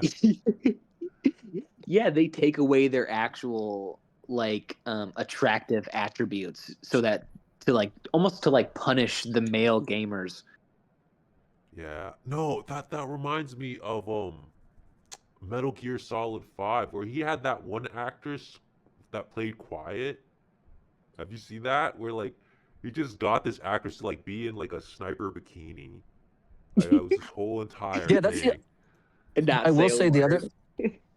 the other thing that he's good at and doesn't suffer from is that the games are not injected with this like overt like woke shit. Like I was noticing this. It's like I mean, for one, you just play as like a single father white guy and then you're mentioning like, he's still got like that old school Japanese kind of thing where he's like, let's get a hot chick and put her in like no clothes and just make her a part of the game. So like it doesn't suffer from all the weird like stuff that I think just gets injected into so much of what people take in. Yeah. Oh, it's just cool. I mean, from what I remember, I remember liking Metal Gear Solid 4. I think the most out of his repertoire. Um, Yeah, that was a I need to huge play Metal one. Gear. I've never played it. I Metal just Gear's the watched them. They're shit. like great out. They're great animes, at least for me. Those games are Um, iconic as shit. So yeah, they are. But I never owned a PlayStation, so I just never got around to playing them. But I'm sure if I did, they'd be like dope. yeah, I need to play some Metal Gear at some point. But yeah, Blood Cultures. Listen to the album, Yeah, play Skate Story. Yeah. yeah, definitely. Both of those are great. Both of those are fucking sick. Yeah, I was just casually looking up the just looking up the skate game and I was like, holy fuck, these visuals are insane. Yeah, Yeah, it's it's made literally by what you said. It's like it's Tony Hawk Pro Skater mixed with like Death Stranding or something. yeah, like Dark Souls something or other. It's the guy that made it, his name is Sam Eng, I think, ENG, Sam ENG, and he's an Asian guy. He's a long-haired Asian. I'm assuming he likes to skate too. I'm assuming he's a skater. He looks like a skater. Yeah, yeah, Hell, hell yeah. Is it yeah. All my right. turn? Yeah, I think it's your turn. Okay. I'm kind of going from 3 to 1. So my number 2 is the new Tame Impala record, Deadbeat. Okay. Um, yeah, I'm a huge Tame Impala fan. I've been listening to them. Oh God, I think Currents is probably when I jumped on board like a lot of people. That album was so fucking huge. And then I went back, obviously, listened to Inner Speaker and Lonerism and stuff like that, and just became a diehard. So I thought Slow Rush was like, because this is his first album in 3 years since the Slow Rush, and when that came out, I thought it was like just okay. Because I was like, oh, this doesn't sound like Currents. Why isn't this as good as Currents? I was one of those faggots. But then, but then I went back later on. I was like, oh, actually, no, this is great. So even even Tame Impala songs that like don't initially work on me after after a little while, I'm like, oh wait, no, that song is awesome. But then yeah, so we're here, we're at Deadbeat. It's kind of a sort of like a thematic continuation of all the same shit he's kind of talked about before. Um, like I think the opening song, "My Old Ways" or whatever, is basically a continuation of "New Person, Same Old Mistakes."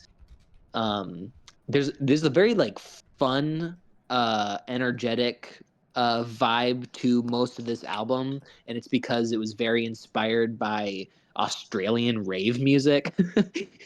He went to Australia and was just like floored by the club music. So he like he poured that influence into this record, and you definitely feel it. It's like you can't help but just move constantly when these songs are playing. They're such a vibe. Um, yeah. What did you guys think of that one song I sent? It's cool, man. I haven't heard Tame Impala in a long time, and I will say the thing that stuck out to me about the specific song that you're talking about was he does this like there's that little guitar sample or whatever on it, the acoustic kind of guitar sample on it, Mm-hmm. and I really liked it. It just sounded really cool. It does still kind of. It sounds like after Currents, he kind of did stick to that direction, um, creatively. Because I mean, the first two records are very different. Um, Mm. Inner Speaker was like Inner Speaker is actually one of the records that got me, not got me into anything. What should I say? How did I? Inner Speaker was a record that when I was like 15, me and my friends would like take acid and listen to Inner Speaker.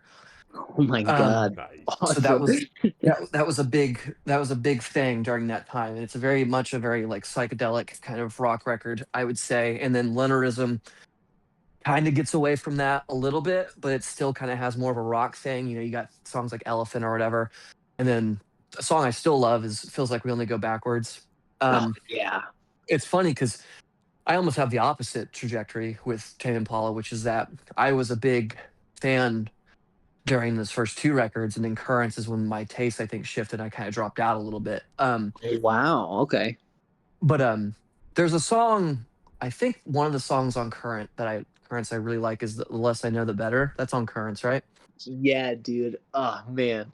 About a Yep. guy that's like his girlfriend goes and like, or like a girl he's into or something goes and fucks another guy, and he's basically talking about like, I don't want to know about all that shit. I don't want to know that Yeah. she's getting eaten out by some other dude that's gonna fuck with me. Um So I have a history with Tame Impala, but yeah, I like, so as far as I can tell, it sounds like that general direction after Currents is it's been kind of the mainstay, and it seems like it's gone more in an EDM kind of club direction. But I enjoyed that song you sent, and just musically, the thing that stuck out to me though that I thought was cool was that little pretty, his very pretty kind of guitar sample on it. Yeah, I think that song, the song "Obsolete" is so beautiful and so tender. And yeah, I definitely I like what you said. It's kind of like the Currents was such a turning point for his trajectory, and then yeah, you can kind of see like how everything is almost like uh it's like everything's like a you know a it's like an amalgam of like what he had reached in in that point in his life, and like whatever he continues to move forward with. It's like he reached that like that point, and he just carries that with him now. um yeah, man, I thought that one song was so tender, and like not it's like not most of the songs on there are not very tender. They're mostly pretty upbeat and kind of fun. Yeah. Even if like he's talking about being a loser, it's like a fun song. It's like kind of like an upbeat song about like being a wastoid. But but and Dracula is just like it's like all Halloween. At my job they were blasting Dracula, and it's just yeah, it's just like you know I think he definitely reached this like this mountain peak or something, or you know he was just like on this like strange trajectory, and now everything is like an addendum to what he had reached at that point. Yeah, I was gonna But say probably yeah. Dracula is my favorite song on the album, but the one you did post was pretty good too. Obsolete. It's got like yeah, it was as you said, very tender and you know as yeah, the whole album has kind of like a I don't know how to. It is indie plus rare. I mean, it's simple when I say it like that, but like there's some tracks on here like that I'm looking at like they're 7 minutes and it's like these long winding kind of building up to like EDM beats, but Hmm. you know it's got good. So like I thought this album was pretty good. I think I also liked Oblivion. I thought Oblivion was good. Oh yeah, yeah. I think Um, he's really talented at that, making really long tracks that actually don't don't feel like they overstay their welcome, but feel like they just are exactly what they need to be. And I just like go along the journey on these like long ass songs, and then only realize like, oh, I've been listening to this for a long time actually. Oh shit, this is a 7 minute track. Yeah, yeah. You like you almost don't yeah, even realize it.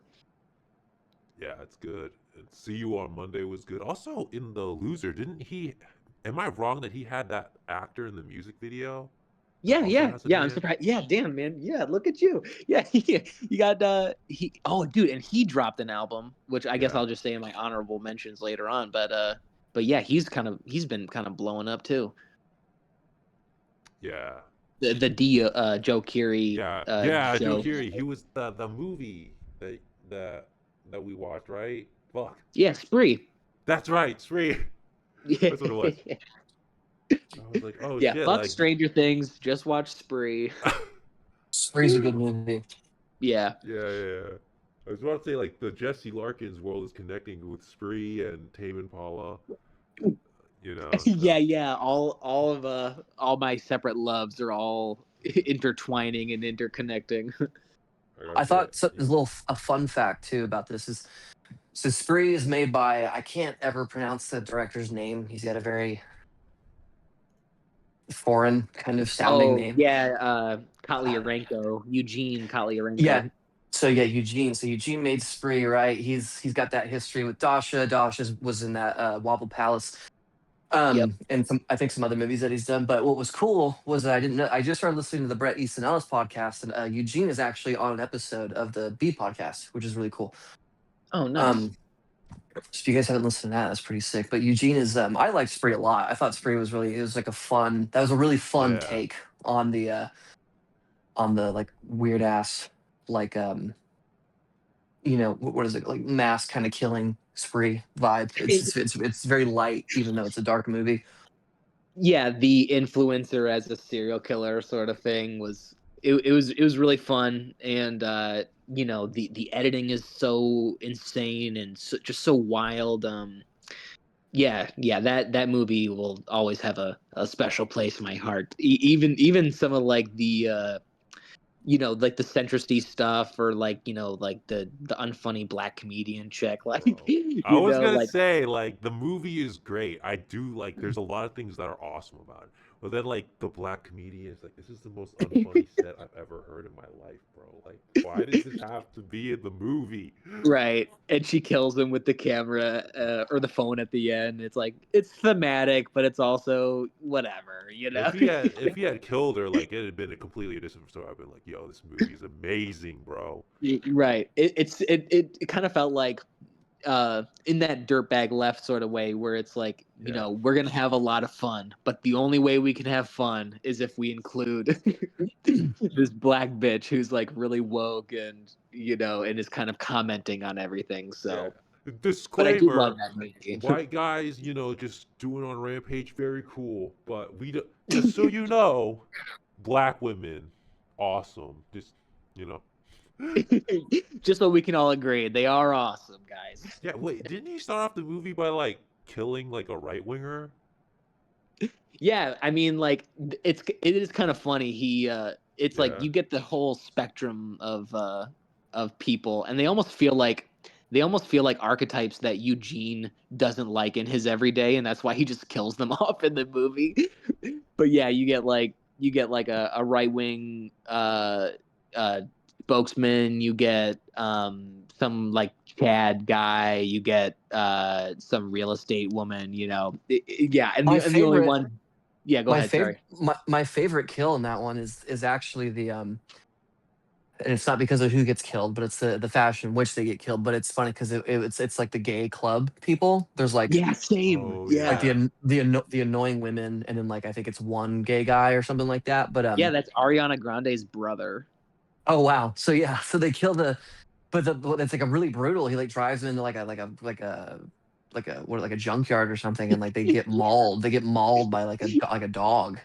Yeah, and it literally cuts as he turns on the screwdriver and leans Yeah. up to the girl's head, and they that scene actually did get cut. Apparently, it gets like really gory in that moment, but they thought it'd be more subtle to just cut as he's reaching over to drill into her head. Yeah, so fucking sick. God damn. Yeah, Um, Eugene seems yeah, like a pretty like chill. He seems like a chill kind of nice guy. yeah. From everything He I've was seen on about. he was on TPN too. Oh, did he go on TPN? That's awesome. Yeah. I have not Um, heard that. I should listen to that. I forget what they talked about, what movie he had picked, but it did kind of feel like, do you know what show you're on? Yeah, yeah. It's kind of like, what's and then Jack months later being like, I'm not having people on here who don't know what I'm Yeah. about.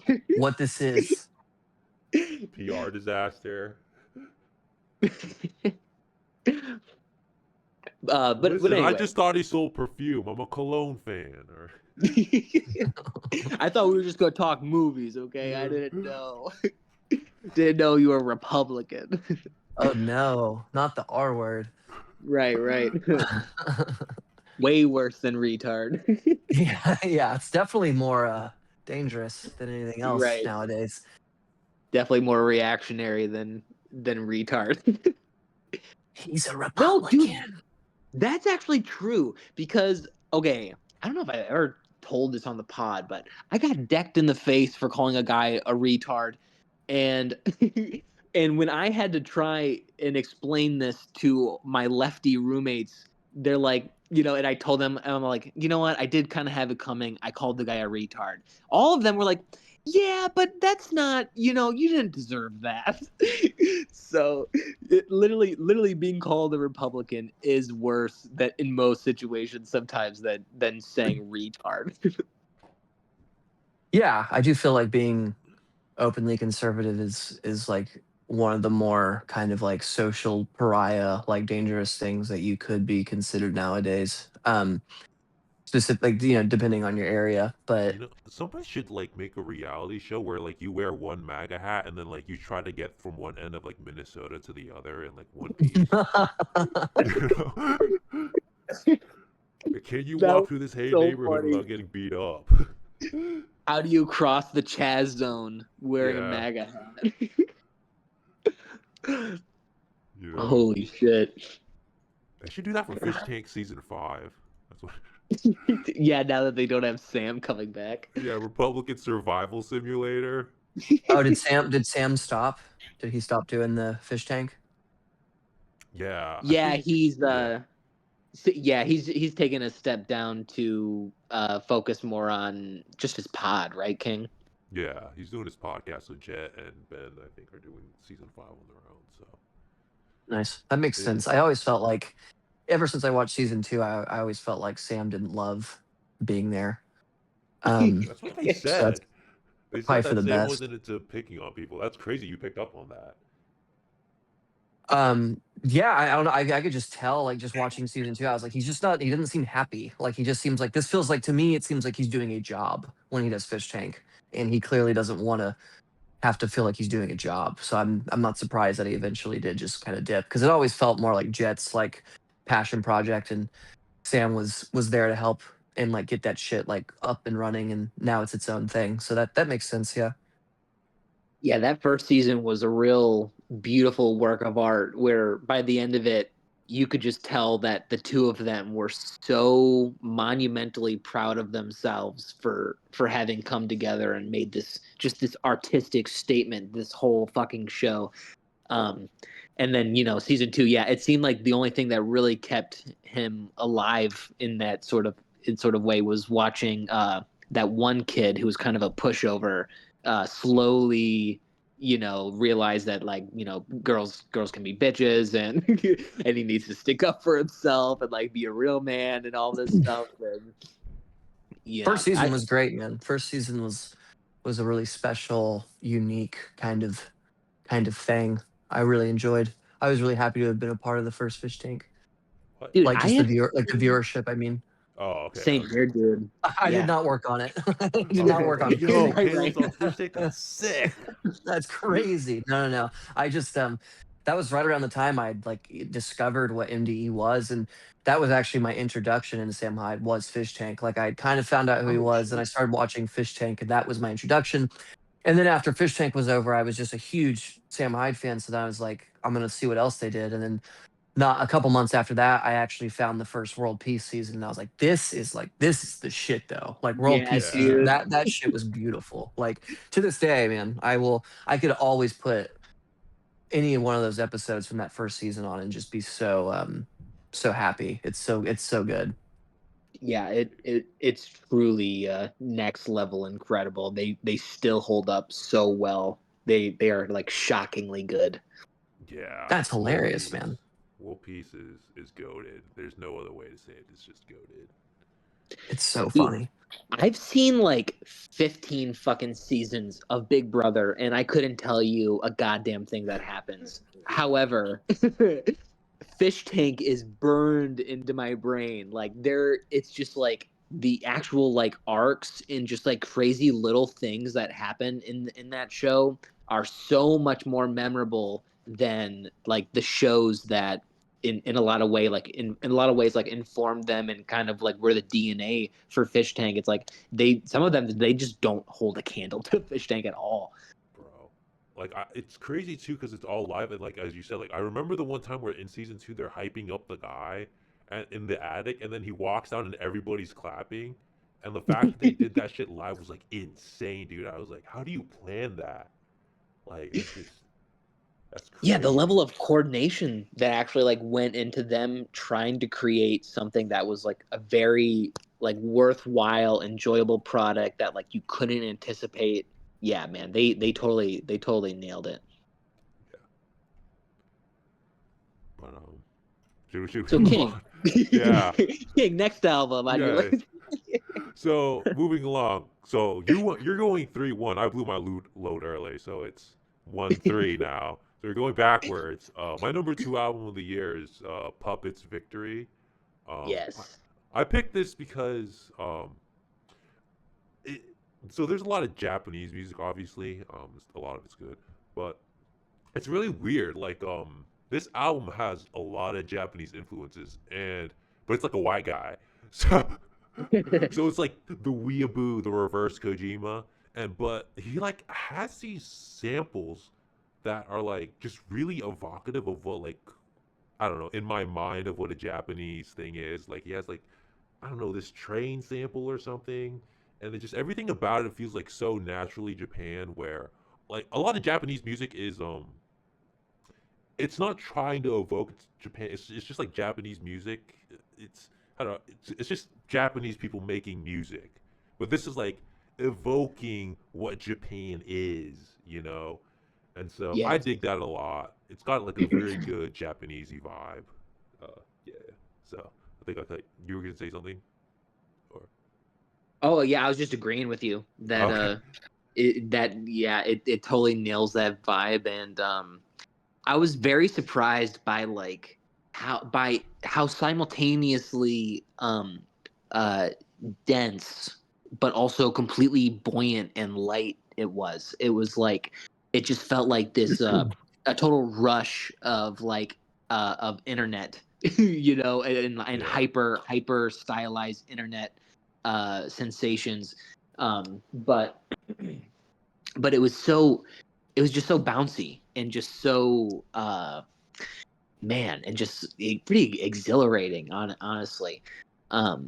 Yeah, just and anyone who knows you, this is like this music like represents you like in my brain almost like Okay. it's just that like the speed and the energy and like the color and like the even like the architectural like design that goes into not only the structure but just like the visual layout and everything. I was just like, yeah, this feels super king, in that sort of way. I felt, yeah, like this is a really for anyone who wants like a good peek into like your personality besides your work, definitely Yeah. listen to this album. Too much anime shit. But it's funny you mentioned that because you notice on the album, and I think he did this before because obviously this album came out in 2025.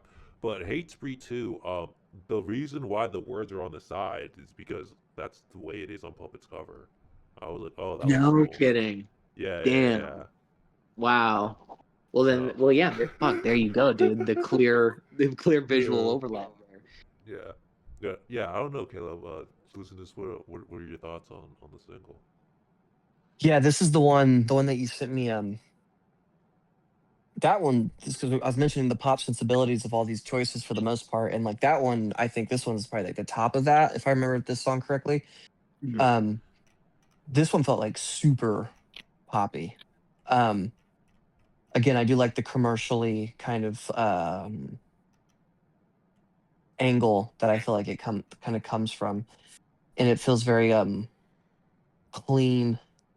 This is the one that was like it was like multiple people were on it, right? Yeah, Yeah, pretty sure. yeah, okay. It's the right one.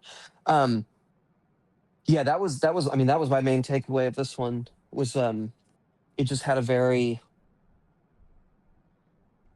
nice, again, very nice polished, very clean, poppy kind of essence to it. I'm also trying to remember what the vocals reminded me of, but I think that's kind of in that realm too, because it's very it's isn't it kind of very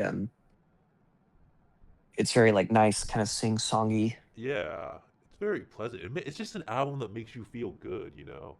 Right. Hmm. Um, it's just like, oh yeah, but it's very anime in that way too. Where like a lot of anime is just like, oh, believe in your dreams kind of shit. But I'm into that, so whatever. Yeah. But It it's sounds like yeah, it's I was just saying it sounds like it's from the future. Like like when if you were to like ask someone like, like what, like music in the future is going to sound like, you'd have to show them this or something, cuz this just like captures yeah, just such a essence that is like beyond its time almost. yeah. When white and Asian people combine to form the super race and leave the POCs behind. No, but actually, Kayla, do you listen to a lot of Japanese music or I guess Asian music? um no, I don't think so. I will say again, back to Death Stranding. Um, there's a lot of music that gets included in those games that you can like listen to while you play it. Like you can actually make a playlist in the second game of all the songs that you eventually unlock. But there's this one guy that makes a reappearance a lot. He's in the first and the second game, and that is like straight up Japanese like pop music. Um, Mm, it almost has like a funk kind of thing to it. One of the songs I think is straight up just called Pop Virus, and it is. It's literally just like the whole. He sings in Japanese.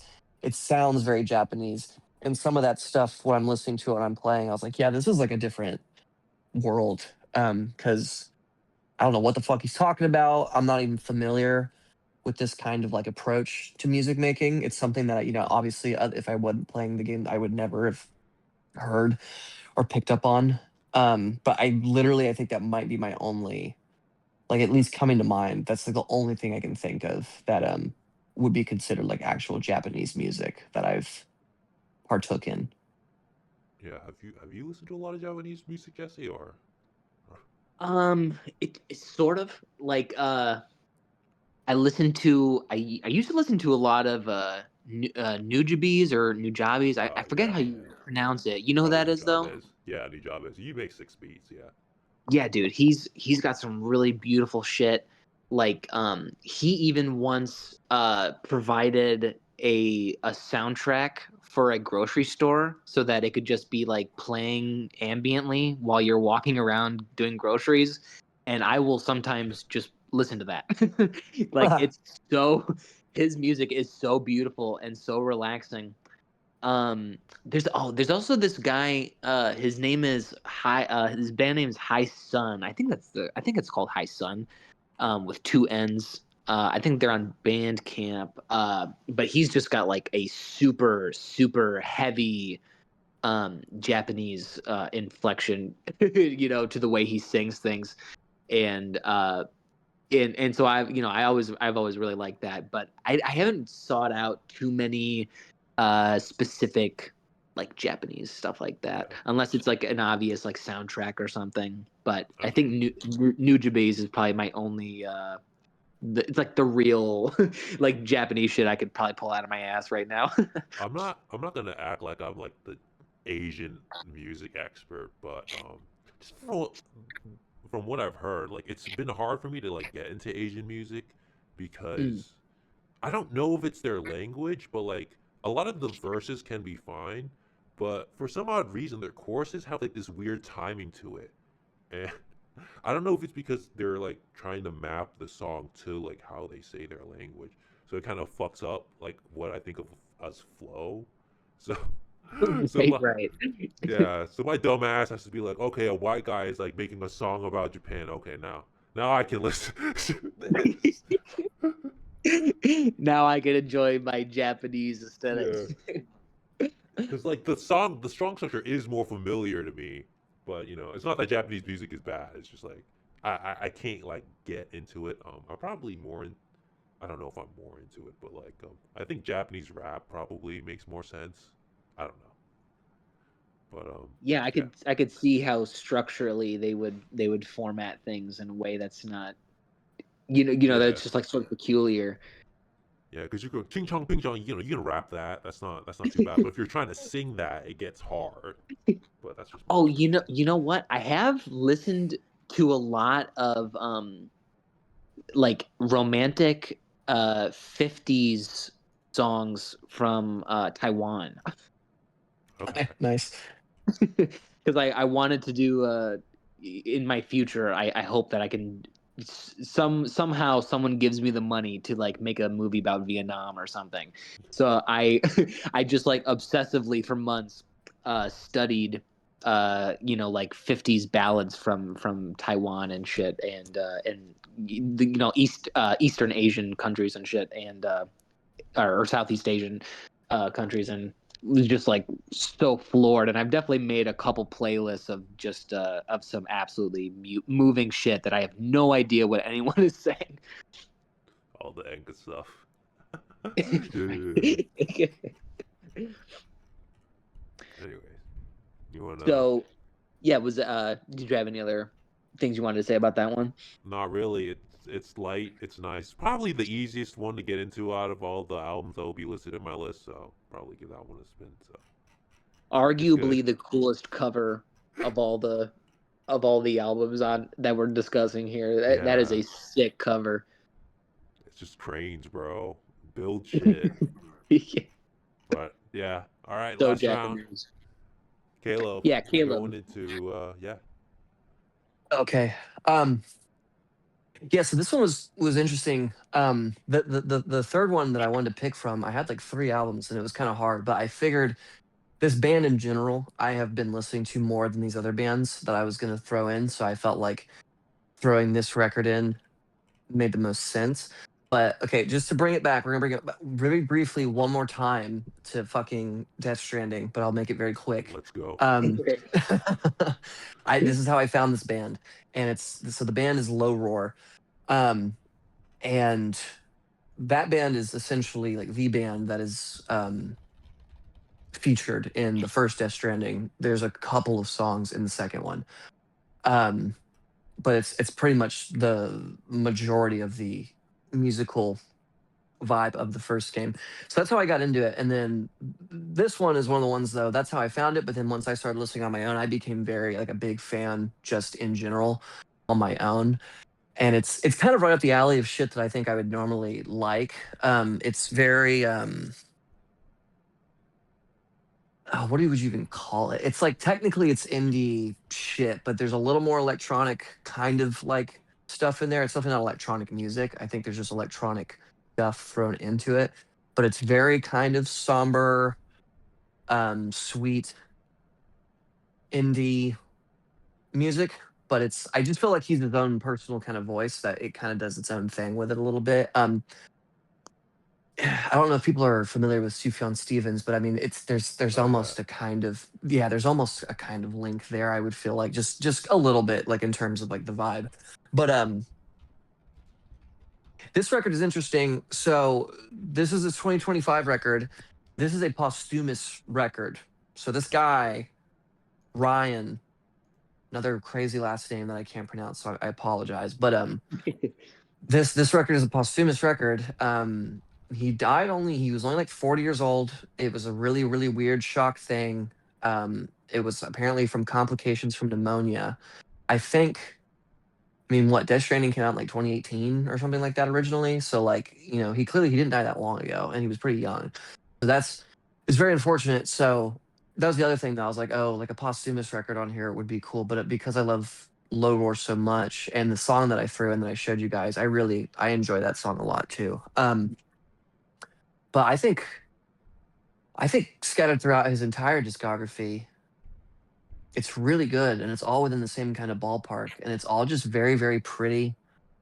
There's something about it that I think it just evokes a very specific emotion out of me. I enjoy how like beautiful and somber and kind of tender it is. Um, and this last record is the one that I'm actually the least acquainted with out of all of his stuff. But I think I thought he would be he pretty much took the spot for the ones I wanted to actually talk about more than anything, just because of how much I appreciate that band just in general across everything that they do, not just this record either. yeah.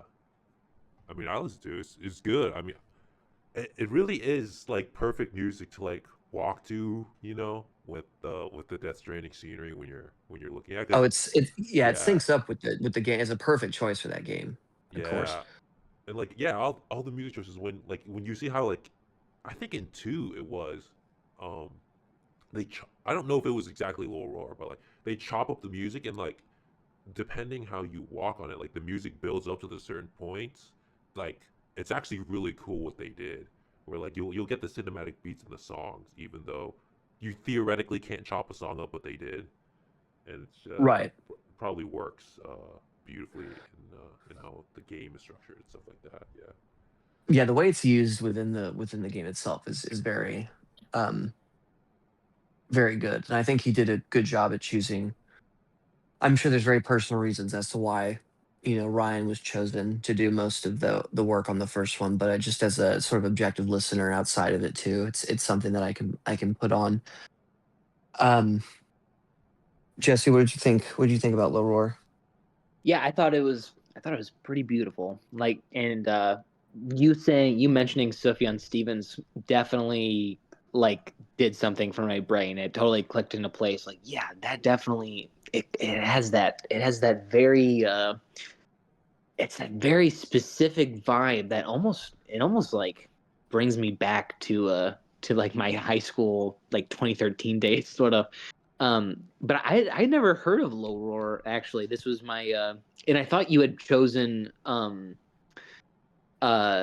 one of the bands that you had on your show actually. So I thought this was them at first, but then I realized that it wasn't. But I was like, yeah, this was for my first time having just listened to them. I was like, wow, this is something else. I'm definitely have to go back and check out their other albums. Yeah, I think I don't even know if the posthumous one is my favorite one. I mean, I wouldn't say it is. I think there's two other ones um that are earlier on, one of which was the main one featured in the first one, but in the first Death Stranding, I mean.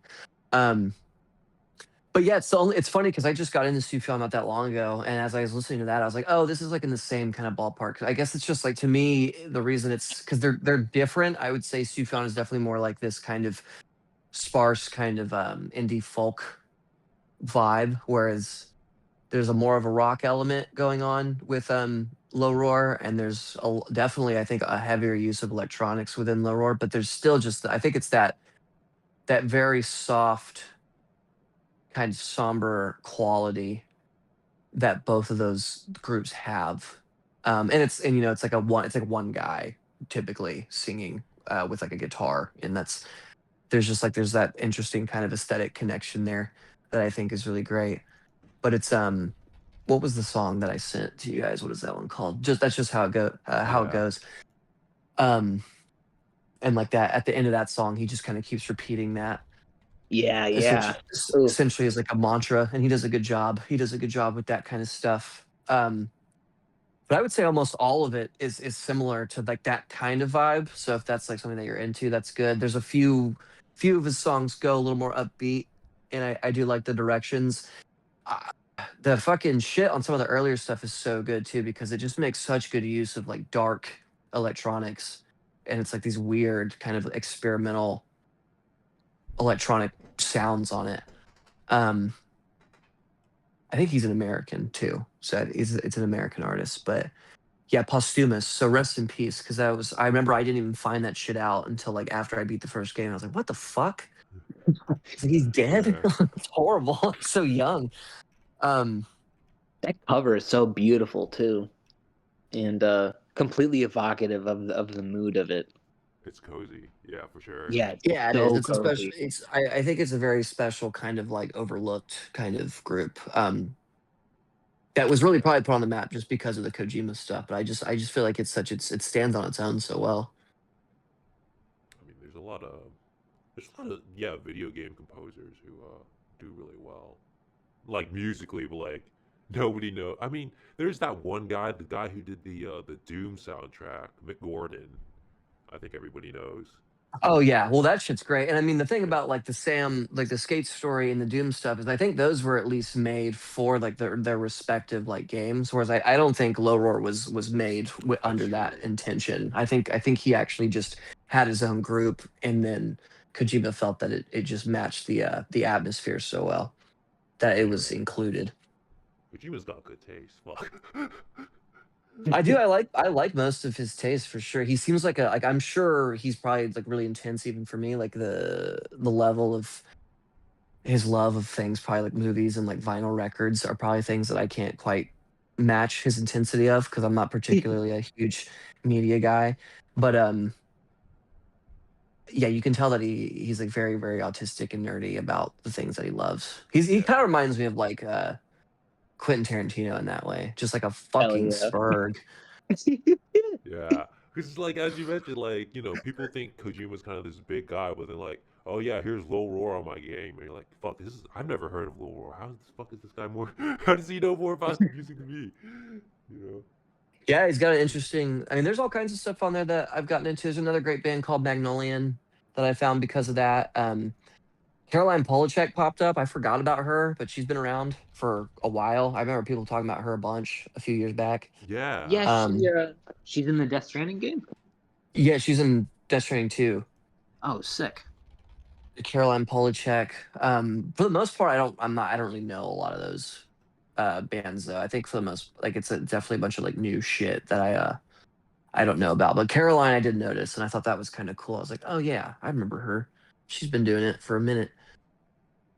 yeah. I just remember, because I was listening to her music recently. Apparently, like she and Kanye were trying to do a music video with like data moshing or something.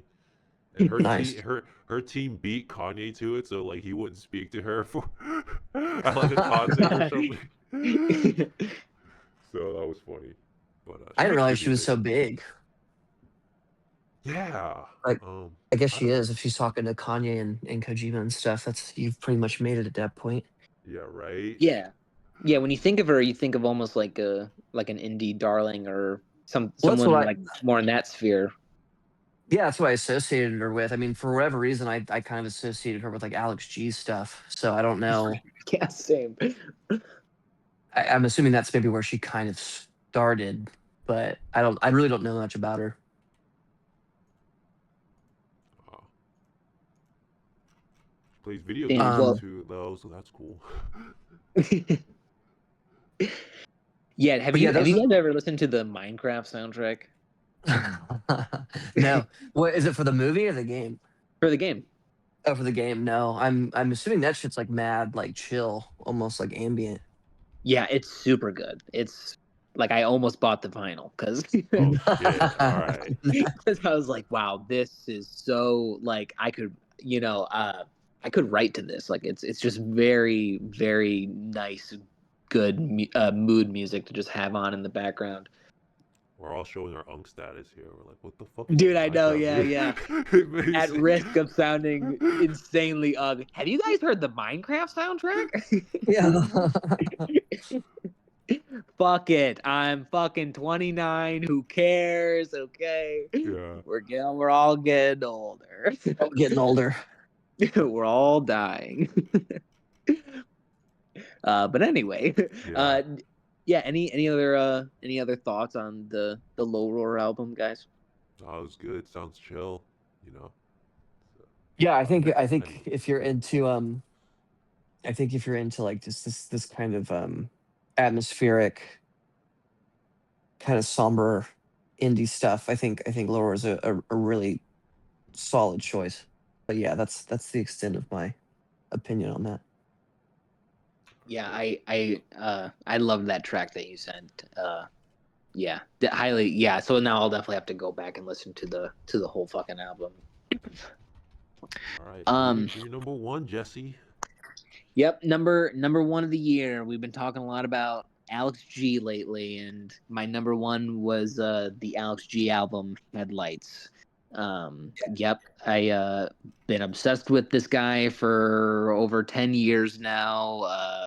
I think let's see. I'm looking at his albums.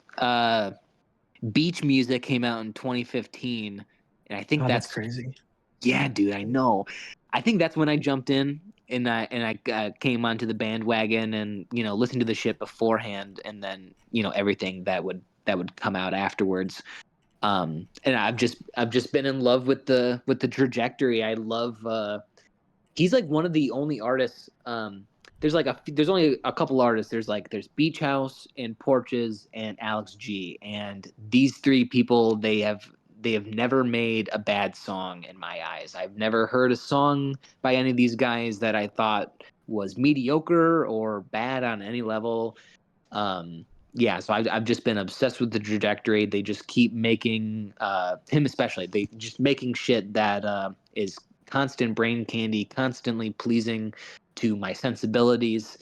He's just like he's also one of these guys that is he's not entirely able to be placed into a box, because he's got a melancholic indie folksy sort of vibe, but he can also do something that is very digital and artificial sounding, but also like totally transcendent.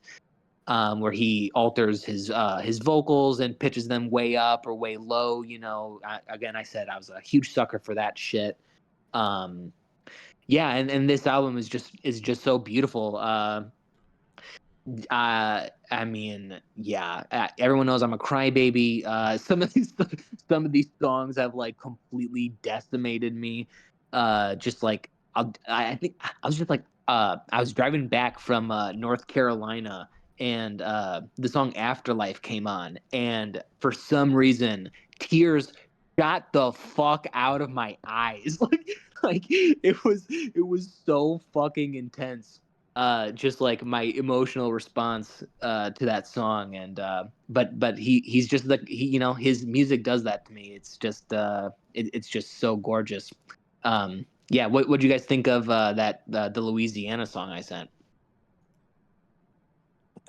King, you want to go first on this one? Yeah, sure. I'll go. I mean, Louisiana was good. Like it was like a soundtrack. It was beautiful from what I remember. It's really good. I mean, this whole album, bro. Like this was probably my favorite of your picks. Where Yeah. I just put it on and I'm like, oh yeah, this is like the whole album's good, bro. Like it's just Oh good. Like yeah, and yeah, we got it in North Carolina together the day it released. Like yeah, that's it's insane. it's so special to me.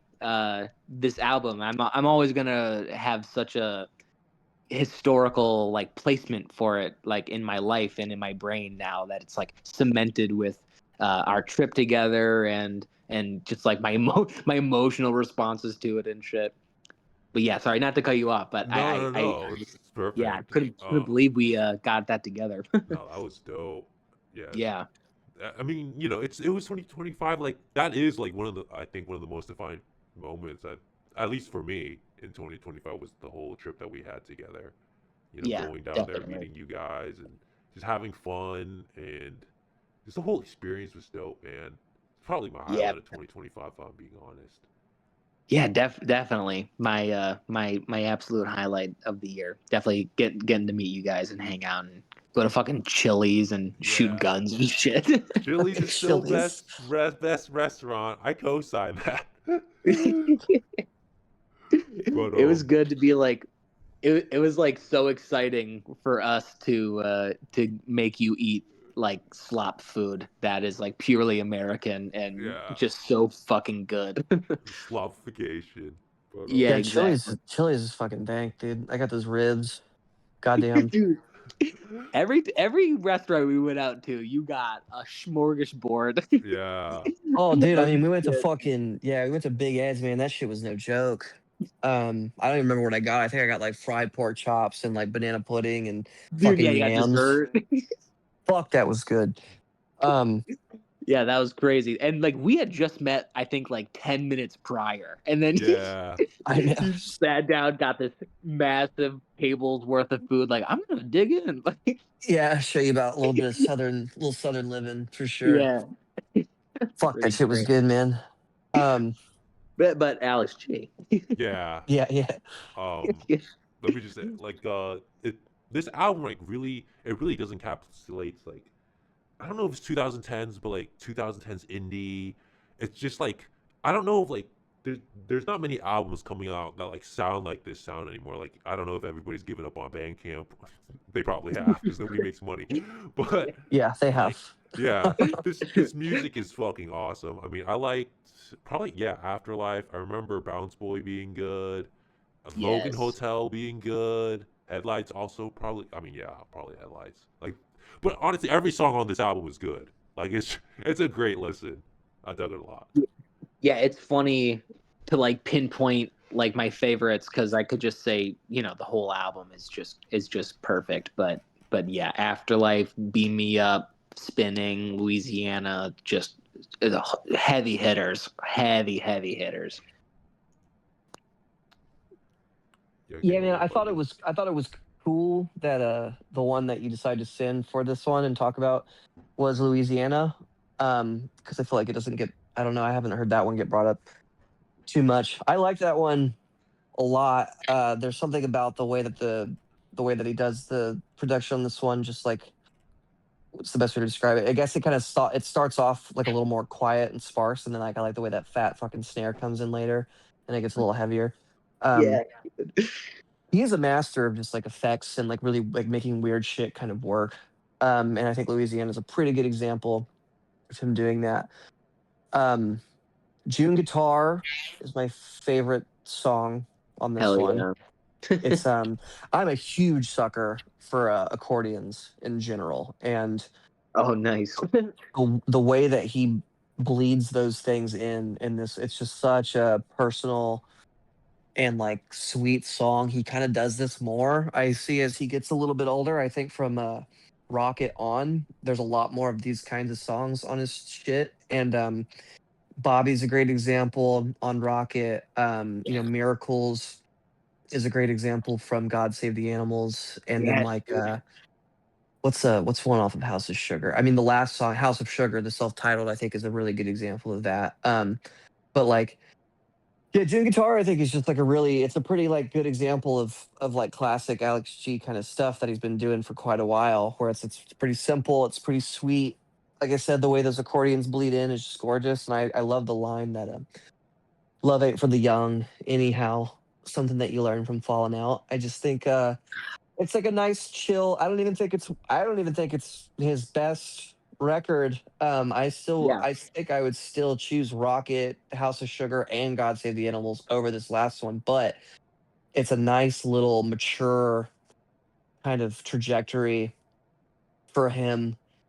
And I thought visually it was one of the more interesting records. I think aesthetically it's a really fun record.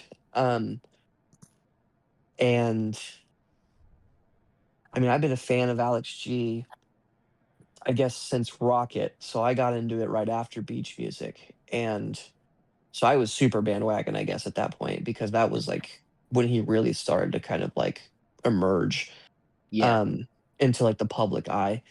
But like, yeah, I mean, we were talking about Kanye and how I was talking about how consistent Kanye is. I mean, I think as far as indie music goes, Alex G is one of the most consistent guys to ever come out of that genre. Definitely one of the most popular and probably influential. Influential being for better or for worse, because there's a lot of Alex G fucking clones. I feel like a lot of people Right. felt like they could just do like three chord muted strum guitar music with like white boy vocal on it and think that they could be like Alex G.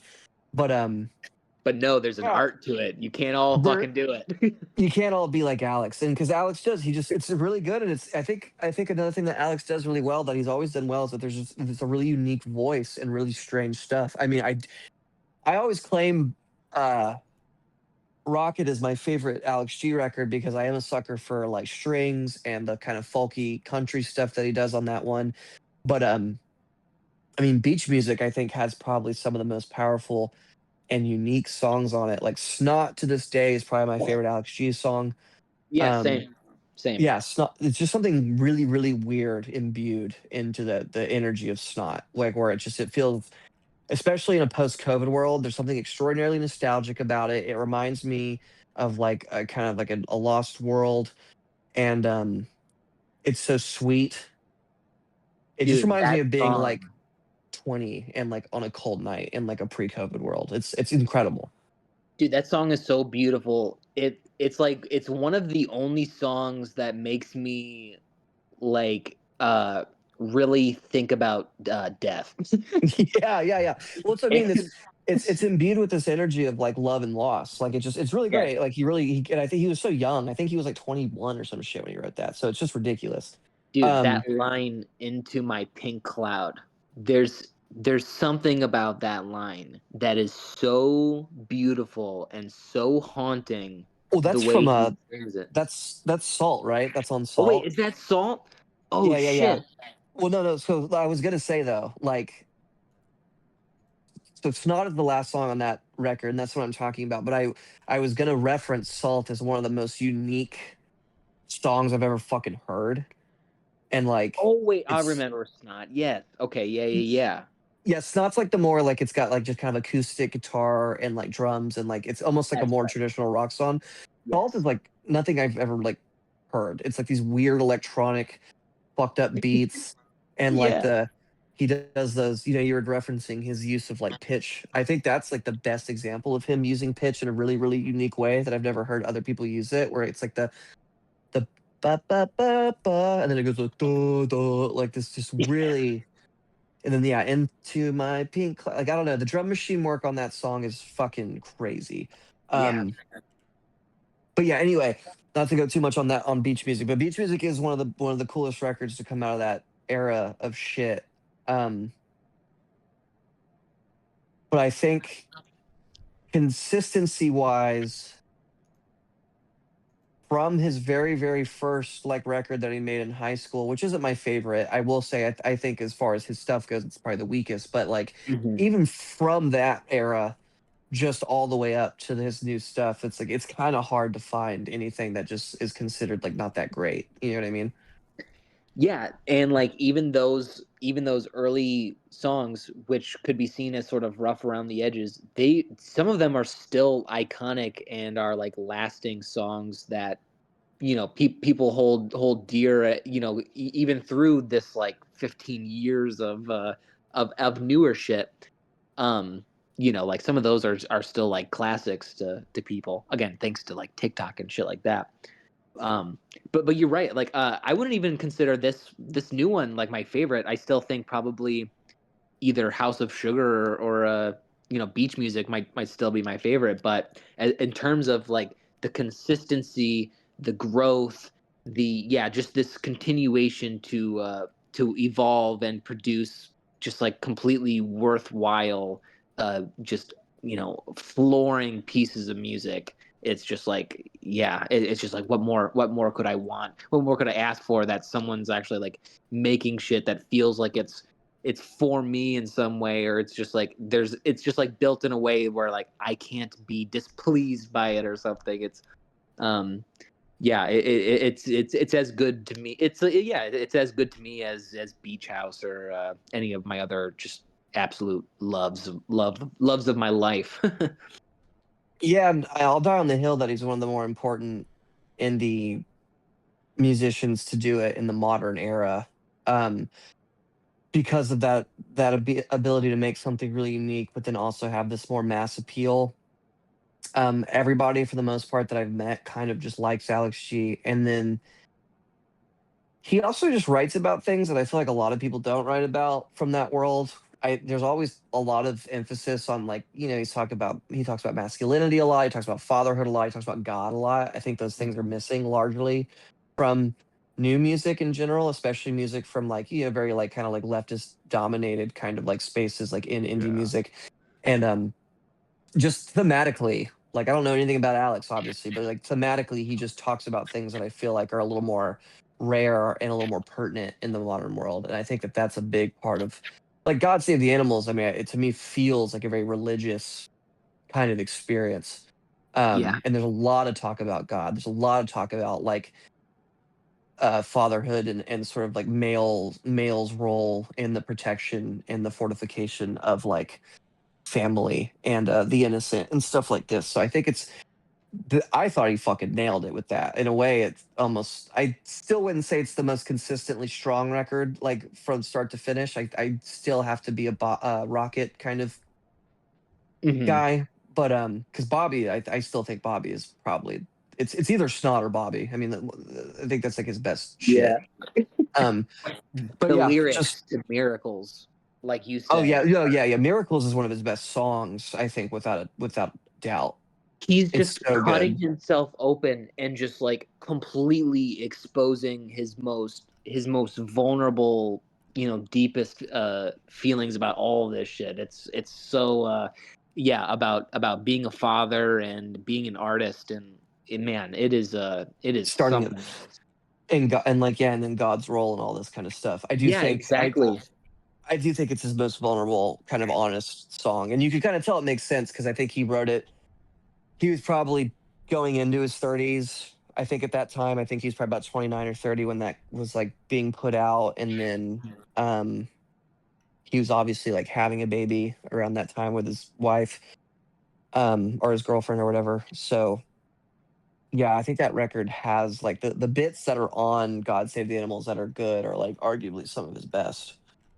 Yeah, they're like, they're so strong, and they're like infused with this very like cosmic sort of energy. It's just like all of these things are all like coming to a head for him, like emotionally, and he's just like capitalizing on whatever wave that he's being hit with. And yeah, he just fucking nails it. He just nails it. He does, and I will say, because he does this thing in these later records where he kind of like will throw these really weird sound piece kind of songs into the stuff, and I think he nailed that more on House of Sugar than he did in God Save the Animals. Mm, So I think there's a cohesiveness to House of Sugar that I think works a little bit better. And maybe on the whole, all of the songs, or because I still think Gretel is like probably one of his best works too. Um, yes, yes. but This I could be just the I whole podcast. Yes, dude. yeah. Fuck yes. So fucking true. But But yeah, I it still is. think It's just I like, it's still ugh. good too. I think that newest record is it's still got some really great stuff on it, and I just think that he's a bit of a.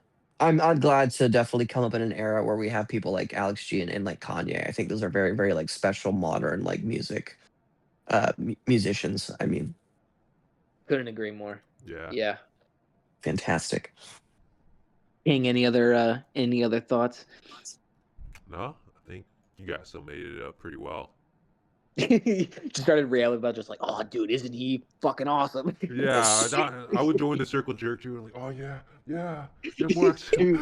two two Alex G kind of nerds a little bit. Yeah, It's I yeah, could for I could sure. easily talk about Alex's whole thing for I've been a huge fan since I was like 19, so and I don't even listen to him as much as I used to, but I still respect just everything that, he's kind of done. Oh yeah, but all right, I guess we're ready to move on. Yeah, For so sure. you're Yeah, number 3 of the yeah. year. I'm here to bring the mood down. Unfortunately, the most commercial, the most bland. Um, yeah. So my third favorite album of the year was 21 Pilots, their new one, Breach. Right, that's right. So I don't know what else is to say about this. And there's a lot of other songs probably that I like this year more, but they weren't as consistent. Um, this 21 Pilots album, like every song, I'm like, oh yeah, this is pretty good. I like this. It sounds nice. Their past two albums, I think, even like not even two, like they haven't been good. I felt like in a while. Because I think I like the last album I liked from them was like Blurry Face or whatever. So it was like, yeah, I think they've fallen off. And this year, I thought it was going to be the same story. They're going to make mid again. But no, no, actually, I don't know if it's the production or the songwriting, but I'm like, oh, this stuff is actually catchy. And so I know like there's a lot of 21 Pilots fans. I wouldn't that are like into the lore. They have this story. I don't care, okay? I just listen to music. I don't care about whatever concept art story you have of some dude like fighting some ninja war with some random ass people. I don't care, okay? He could be singing about toothpicks. The songs are good. That's all I have to say about it. It's a good, solid album. Every song, pretty much, is good. Production's great, and Were they saying the new album is about like a warrior scenario? no, like the past four albums, they've been doing this concept album shit, um, with I don't know some story about mental health or whatever. Um, but it's not like that. It's like a fictional. It's like did My Chemical Romance ever make like a comic? I forget if they did. Gerard Way did the Umbrella Academy comics. Yeah, it's kind of like shit like that. I don't know. Okay. It's for autistic people who read too much into song lyrics. Like they read one lyric and they make like a 25-page novel about this shit. Right, You right. know, Okay. Yeah, yeah. it's like, that means the island of like what the he's just saying like I love you or something. You're like misconstruing this like 25 different ways. So you don't give a fuck about any of that then? No, the songs are banger. Okay. It's actually produced by some dude from a band I used to listen to called Mute Math.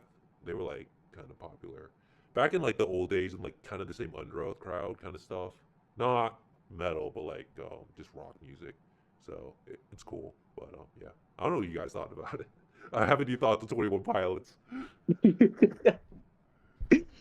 Man, I haven't listened to 21 Pilots literally until oh god, okay, because Vessel came out in 2013. Literally, Yeah, I graduated 2013, 2014. So that's where this is like like planted firmly like in my memory, the early days with like the ski mask and all that shit. yeah, Um but then becoming friends with you, I'm like, oh shit, okay. So like these guys are still around. They yeah. They still still make make music. music. What? Yeah, what the fuck? But yeah, I was very pleasantly surprised because I didn't, I had no idea really like what to expect from like 10 years plus of them like still making music, but it's like totally different from where they from where they first started. Like it doesn't sound really like anything like Vessel. Yeah, it's not as poppy. It's got I don't know, like it's just alternative rock music though. So, like all of my choices are like alternative rock music. There's a clear through line. It's not like you're Right. basically listening to the same album. But, oh, do you want it with Japanese or do you want it with more screams?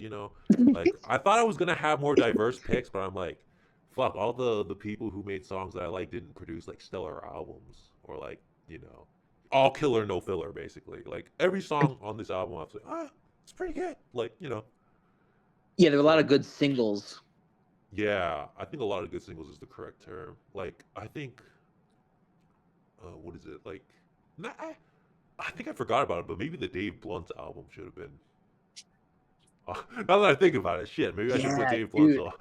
on. I almost put the Dave Blunt's album, I forget the name of it, the one where he's coming out of the. It's like he took the album cover is a selfie of him like in the hospital bed. Yeah, Because that album, I was actually like writing stories while listening to Dave Blunt's like yeah, like him rapping about like beating your girlfriend and stuff. I was like super inspired. yeah. It's it's It's like, yeah, you know what? He's fucking right.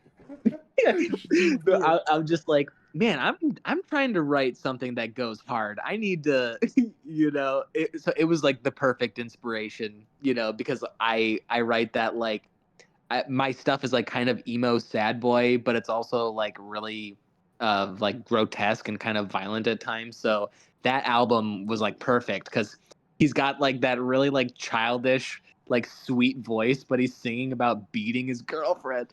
So yeah, I just thought it was perfect. yeah. It's Yeah, I hard. mean, I will. No, go. Sorry, go ahead, King. No, you go. You got it.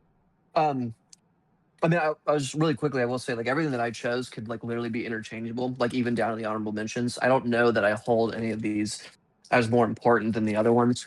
Mhm. Um, with the exception of maybe Donda 2, because I really do feel like that is one of the more like I just love Kanye so much, and I just think it's great that he keeps coming out swinging with shit that's actually good. But I mean, yeah, like even down the honorable mentions, like they're all pretty interchangeable, and I would say that it's just shit that I've liked that's actually come out this year. Um, and I don't know that I have like a specific place for any of them more than the others. You know what I mean? So for anybody that explores, just do so at your own what am I trying to say? Just you know what I mean? Like it's Yeah, I'm not straining anything over anything else. Right, yeah, yeah. you don't like highly value one over the other or something. Yeah, I'm not like saying like you gotta fucking listen to this. Listen, listen. This is the Caleb list. Yeah, yeah, No. I am saying you must listen to the new Alex G. yeah. Well, that's a good one if you're gonna. I was just gonna say Do real we quick. have anything to? Yeah, I was just gonna say real quick. So it's really funny though because I was listening to Kanye and like all of his albums are dope, like Jesus and all this stuff. I'm like, yeah, this is futuristic. This is the top because it is the top. He's a genius. But then I started like listening to fucking white, fucking alternative rock, and I was like, fuck, I like this more. I'm just this fucking scene kid, man. I'm never gonna Yeah, outgrow this shit. It just feels natural. It's just like, oh, I hear you. I'm kind of in the same ballpark sometimes. I still rep the shit out of like My Chemical Romance. You know what I mean? yeah, yeah, yeah, Yeah, hell yeah. You are what yeah, you are deep down. God damn yeah, it. Yeah, yeah. I'm curious. a Do gay you guy. do you do you actually have any opinions on 21 Pilots at all, Caleb, or is it just like Oh, I'm not top super 40? familiar. I mean, because again, my thing with them from what you sent to would be kind of the same thing. It's like, yeah, I'm familiar with them in the sense that like I know that they're very popular. It's very obviously it's going to be very kind of poppy, and again have that nice polished mainstream kind of thing. I really don't have much familiarity with them outside of it. I think I've heard like truly. I think outside of this, I think I've heard one other song, so I couldn't even go into the how it's different from what you were describing. Like it sounds like they're doing this. They're doing this kind of concept thing for a while. Yeah, nah. I was just interested because like they probably are the biggest band on this list. I don't know. They're I like would think top one. so. I mean, they're the only other one that I'd like heard of. Yeah. Besides You know what I Ye, mean? but like Like, Ye's doing like well, actual like okay, well, Ye is going to be Right. the yeah, most popular, but everybody knows who fucking Ye is. So yeah. So I just wanted to know like your thoughts on like mainstream music, but it's cool. Yeah, yeah, that's about it. That's our list. You I'm guys not a want to? hater of I'm not a hater of mainstream. Yeah, yeah, yeah. Well, like I just wanted to know what the. I'm not saying you are, basically, yeah. No. But you guys want to go into honorable mentions and wrap this up, like what we thought about the whole year and stuff like that. Yeah, This let's do it. this has been about like we're at 2 hours 54 minutes, so it's been a minute. Oh yeah. All Fucking. right. I guess maybe Who, I'll just start off or yeah, go ahead. You can start it yeah. off. So my honorable mentions, I think there were just three that I remember. I mean, Dave Blunt's I thought was great. Um, I'm a huge Aisha Erotica fan. They made an EP, which is just full of bangers. Wait, I what's don't, their name? Aisha Erotica. Okay. What Have you sent fucking? me them before? I think so. What? They're more like Kim Petras type shit. Uh, Okay. but I forget. Tranny coded. Yeah. But they made a pretty banger EP, but it was only like 4 songs. Like, I don't know if like this counts. Um, yeah, maybe I'll drop it in the chat or something later. But and then also the Frost Children album I thought was good. Oh Uh, Oh, yeah. nice. Yeah, yeah, that was so tight. yeah. There were like 5 songs I Um, thought were really good. The other ones were kind of but I thought, but more good than bad for sure. More good than bad for sure. We got the whole dance thing going on. I mean, you listened yeah, to I it too, bought. right, Jesse? Yeah, I did. I bought that and the bass punk vinyls for my girlfriend. Yeah, Frost Children is pretty dope, dude. Yeah. Did have you listen to them, Caleb? Oh yeah. I became familiar with that group a while back before I'd actually moved from Texas. I think I found out of them. I found out who they were because of George Clanton. I'm pretty sure is the connection there. Oh wow. And yeah, because they had started linking up at some point. And I think they did a show. There was that whole controversy where George had to is a strong word. George felt like he needed to get rid of John Mouse off the bill, and I think of one of his electronicons, and I know Frost Children played there. Funny enough, Frost Children also has a song on like one of the newer soccer games, like one of the new football club games. So they've done well. They've done well for themselves. Yeah. They're Hyper awesome pop, though. sort of tranny hyper pop They're just scream shit. They're very interesting. I Yeah, mean, they like collabed with Danny Brown. Yeah, that's the other thing too. yeah, they're just white guys, bro. That and I always bet on the white guys to make fucking great music. That's how it works. Um, yeah, and probably my last honorable mention. It doesn't really count, but like Chase Atlantic came out with like the deluxe edition, and I only got onto them like this year. So they make like rap music, but like they got really good production, like really dreamy beats. I don't know how else to say it, but that shit was dope. So yeah, my honorable Hell mentions. yeah, those are all very solid. Caleb, do you have some ones you want to shout out? Yeah, so I just have two, both of which are a little more um I guess underground would be the word. But like I've talked to both of these groups. They're both groups that I think are legitimate.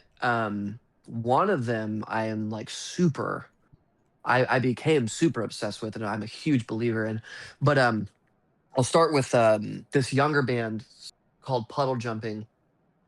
And they are a group out, where are they from? They're from Wyoming, and they are very young. I think the front man, who I know pretty well, his name's Orion. I met him through my friend Dylan.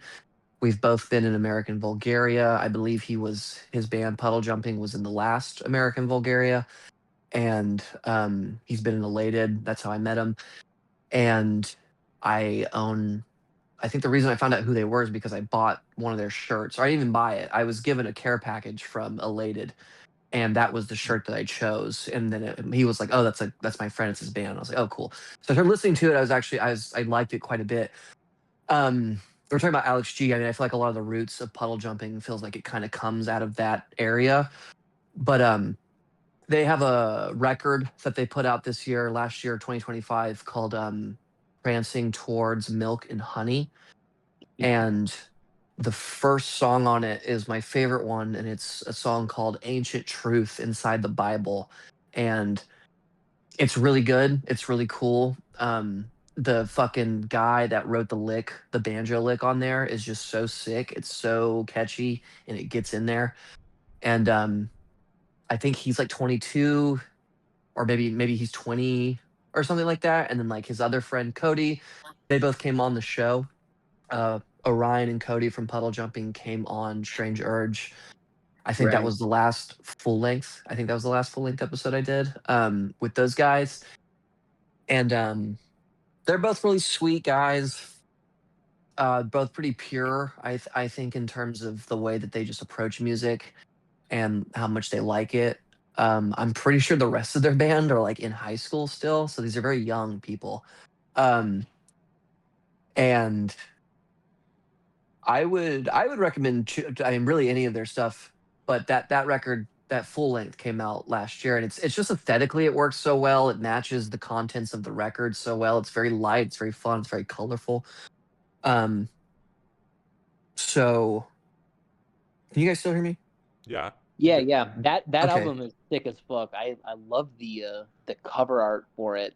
It's so cute and kind of and just like sketchy and kind of hard to place, but it's so immediate, that drawing. Yeah, I believe his ex-girlfriend's little sister did that. No Um way. yeah, and he tells a story about that, which is funny because I guess they don't talk anymore, and so that kind of became a small issue, and now he has to do his own kind of artwork for it. But yeah, they're really nice guys. I think it's really cool. I'm always really excited when I find out about shit that I actually really like, and that's from people that are in one way or another affiliated with circles that I'm affiliated with. So yeah, puddle jumping is a good one. I think that they'll do pretty well overall. They have a good work ethic and they have a good sense of the kind of online world, and I think that they'll be able to catch on, especially considering their age. If you give them another 2 to 4 years, I wouldn't be surprised if they did pretty well. Um, so yeah, if you're into just kind of like, again, just kind of indie shit, and this is, I would say it could be considered Alex G adjacent. I would Yeah. listen to them. Uh, the other one is a guy who I'm a big fan of. I've been trying to get him on the show. We've talked about it. It hasn't happened yet, but I'm assuming I'll snag him eventually. He's out of Tennessee. He's out of Cookeville, Tennessee. His name is Dan Spencer, and Okay. he is an interesting guy. I got into his shit off of his first record, which is just straight up a country. It's a country record. The second record is kind of a mixture of country stuff, but it's also really heavy. His tag online is actually just Dan Spencer Metal, and he does do a lot of metal stuff. But I still think that my favorite shit from him that I've heard is mostly country stuff. Um, but he's a current working musician. Pretty sure I found out about Dan on accident on Twitter one time. I was just looking at Twitter and I saw this tweet pop up and I really liked it, and it was Dan. And so then I clicked on his profile and I was like, oh, he makes music. That's cool. Put on his shit and I was like, oh, this is actually really good.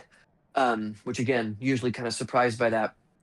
But Dan's, I think, is genuinely very incredible. I mean, I think Immaterial is a song of his that's on his second record, and that was my second most listened to song in 2025. Nice. So that means I played the fuck out of that thing. Um, but those first two records are really solid. He had another record come out in 2025 as well. So he's sitting on a new record. Pretty sure the only way that him and I even know about each other was because I went on Tales from the Mall, and he's really good friends with Brendan.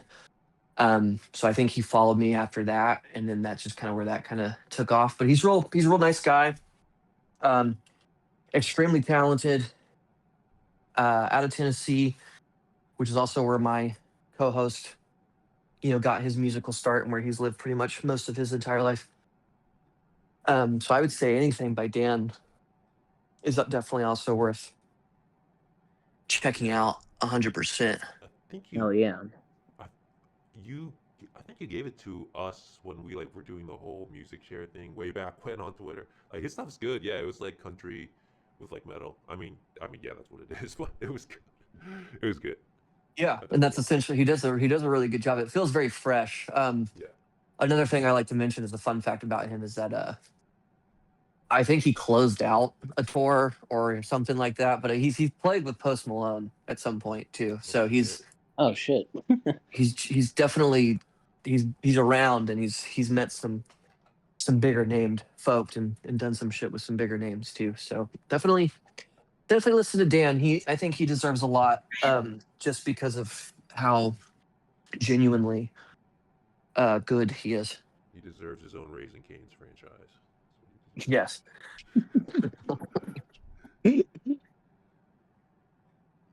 All right, Jesse. I think it's up to you.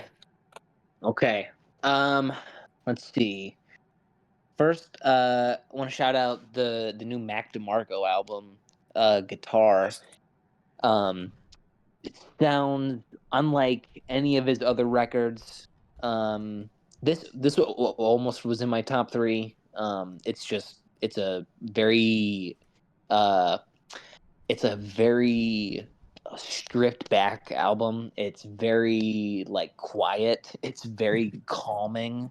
It's uh it's just like the most base bare bones elements, and Mac is his voice the entire album is at such a low register that it can lull you to sleep. It's so unique and so specific, just to this album. um and I was pretty mesmerized by it. I don't I don't love it as much as like some of his other records where there's a lot more emotionality behind it. But I was very surprised by it. Did any of you guys happen to check out any of it at all, or? No. I yeah, no, I fell out with DeMarco because again, when I got into Marco, it was around the same time I was really into Tim Impala. So around those days, and like the first honestly, like I like his first record, all right.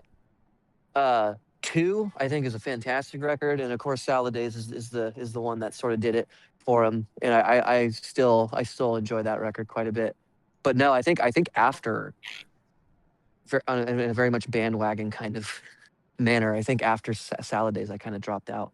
Yeah, I'm gonna be real. Like, I remember listening to Salad Days when it came out, and I don't think I've listened to it since, and it's been like 10 years. So I don't even remember what Salad Days even sounds like. Well, I've been riding the train this whole time. I'm the only one still left. Let's go. I'm sitting in a seat by myself.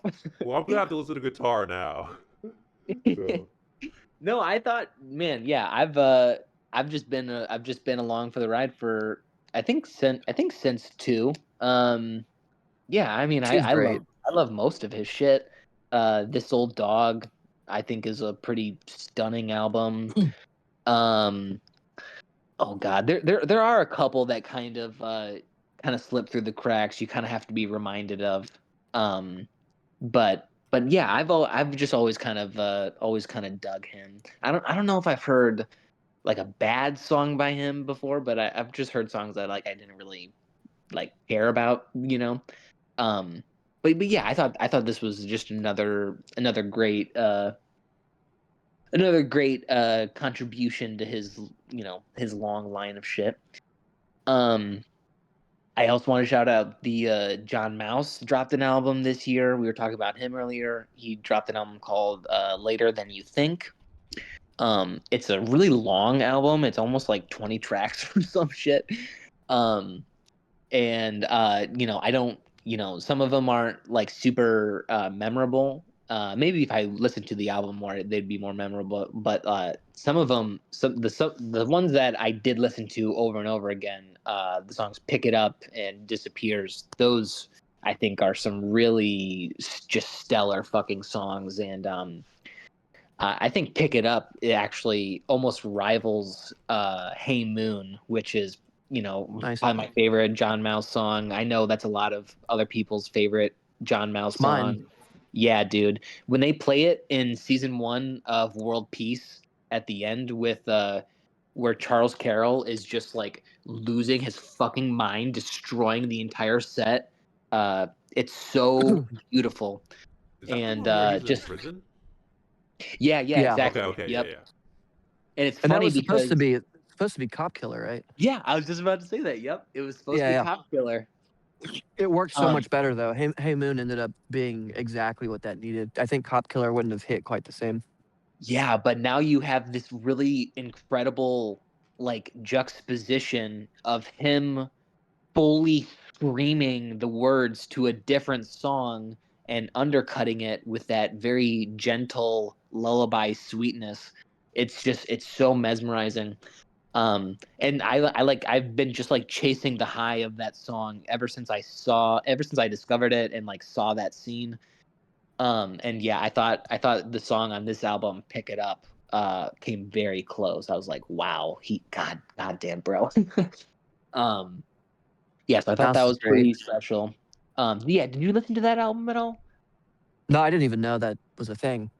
Yeah, dude, I would definitely check that out for sure. Um and then the new Ariel Pink, which almost was in Right. the top 3 as well. I'm a huge sucker for Ariel Pink. Um let's see, dedicated to Bobby Jameson is one of my all-time favorite albums. And like in between that album and this new album, With You Every Night, they've basically just been dropping these things called Ariel Pink's Haunted Graffiti, which is just like it's just like these remastered albums with like he's just got so many songs, like so many demos and tracks that are like locked away in storage that he's able to release like entire collections of albums that are just made up of these of like these demos and like these tracks that no one's heard before. So we've been kind of waiting for a minute now since fucking 2017 or something for another official like Ariel Pink like staple, an album that defines like the next stage in the evolution or the trajectory or whatever. And I was just yeah, very smitten with this album. Again, very long, kind of like the John Mouse album. It's there's a ton of tracks, but they some of them are so gorgeous and so stunning. The song "Everyone's Wrong," I've listened to like a billion fucking times. Like I just that is one of the most magical songs. I feel like I just like that song is better than the whole album, and like because of that one song, it could have been in my top 3. Like it is a pretty stunning song. And as far as Ariel Pink goes too, like outside of music, culturally, just shout out to Ariel Pink for like never really backing down on what he thinks For is real. correct. Because Yeah, dude. well, he's done better at it than anybody else that came out of that whole fiasco. Because I mean, John Mouse kind of got hit with it, and he kind of backed down a little bit. And Pink has been very, very straightforward about it, despite getting removed from his label and having to make that insane, ridiculous Tucker Carlson appearance way back. So Yeah, yeah, I just just think that he's cool for that. I was scrolling through Yeah. your timeline and I think I saw you post like him pointing out like the White Stripes guy, Jack, whatever, like his doing some weird ass shit about blocking people or something. It's just gay. Yeah, well, he's getting all uppity and he's doing the normal kind of thing that a lot of people do right Yeah, now. Or I guess he's making a thing about it, and I think Ariel kind of called him out or something or other. Was Ariel's doing the something man. with Jack White. Yeah, he's being just very again just I think it's important if you're gonna align yourself with it's not naughty to think about things in a different way. So I feel like so many rock stars have just chickened the fuck out about shit that really shouldn't be a problem. Yeah, he was directly ostracized for being like an outspoken Trump lover and just not agreeing with party line politics and just like being vaguely in the vicinity of January 6th meant meant that he was the spawn of Satan and yeah. But I Remember, love him. if you play a guitar, you have to be a leftist. Yeah, but Dude. also, So but also as you pointed out, like it's so funny, like how much little they have to give up. Like Jack White's like, I'm gonna block you. Like really, you're gonna press a well, button on a right? fucking Because like, what phone? else can they? That's like the John Leguizamo stuff. He's like, if you like Ice, you don't. Or like people like telling people to like not listen to their music. Like you have control over that. Like if you're a Trump supporter, don't listen to my music. It's like fuck off. I'm gonna do whatever I want. This is a fucking free market, bitch. It's America. So One of my stupid. one of my favorite Ariel Pink controversies. He used to be in a relationship with one of my all-time favorite female artists. She just goes by Charles. Her name is Charlotte Ercole. And they when they were dating, they actually she's actually featured on oh fuck I forget which song. She's on one of the songs in Dedicated Bobby Jameson. She's got a whole a whole section in one of the songs. It's pretty amazing. Um, and so they're touring together and they're like performing together, and they have this very like playful, physical, sort of way of like showing their love for each other. So literally on stage in front of God knows how many people, they just start like beating the fuck out of each other. Like he's just like wrestling and like flipping around his girlfriend. She's just like this little munchkin chick.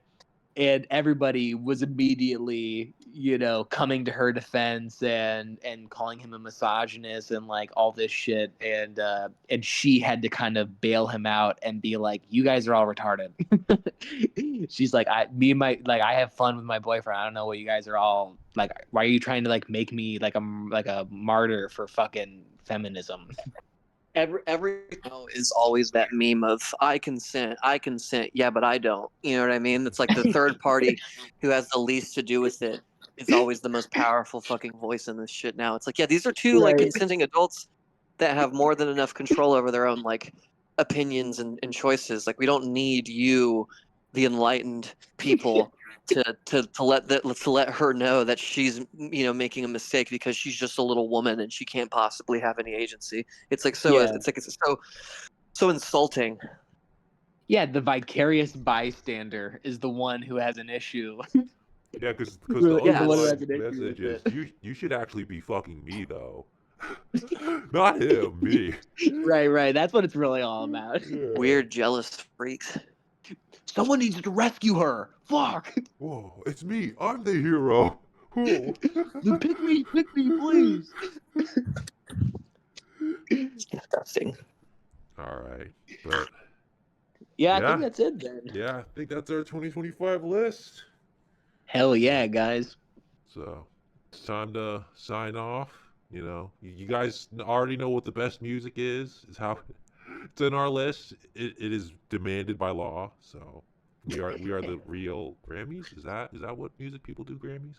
Or is it? Grammys. Something like that. Okay, I was The confused for a second arbiters if it of was. taste.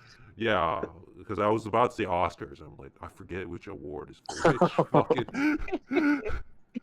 Yeah, But shows how much those things even matter, honestly. yeah. But I'm King Cringe. My books are now finally back on Amazon again, so you can buy them if you want. Nice. Yeah, Jesse. Hell yeah. Jesse Larkins. You can buy my book Soap Scum on Amazon. It's much better if you type in the full thing. Just go Soap Scum, Jesse Larkins book. If you type that all, I swear.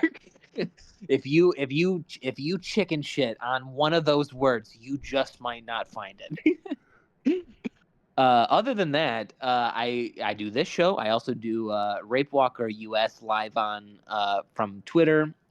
These guys have been on it. They will continue to be on it.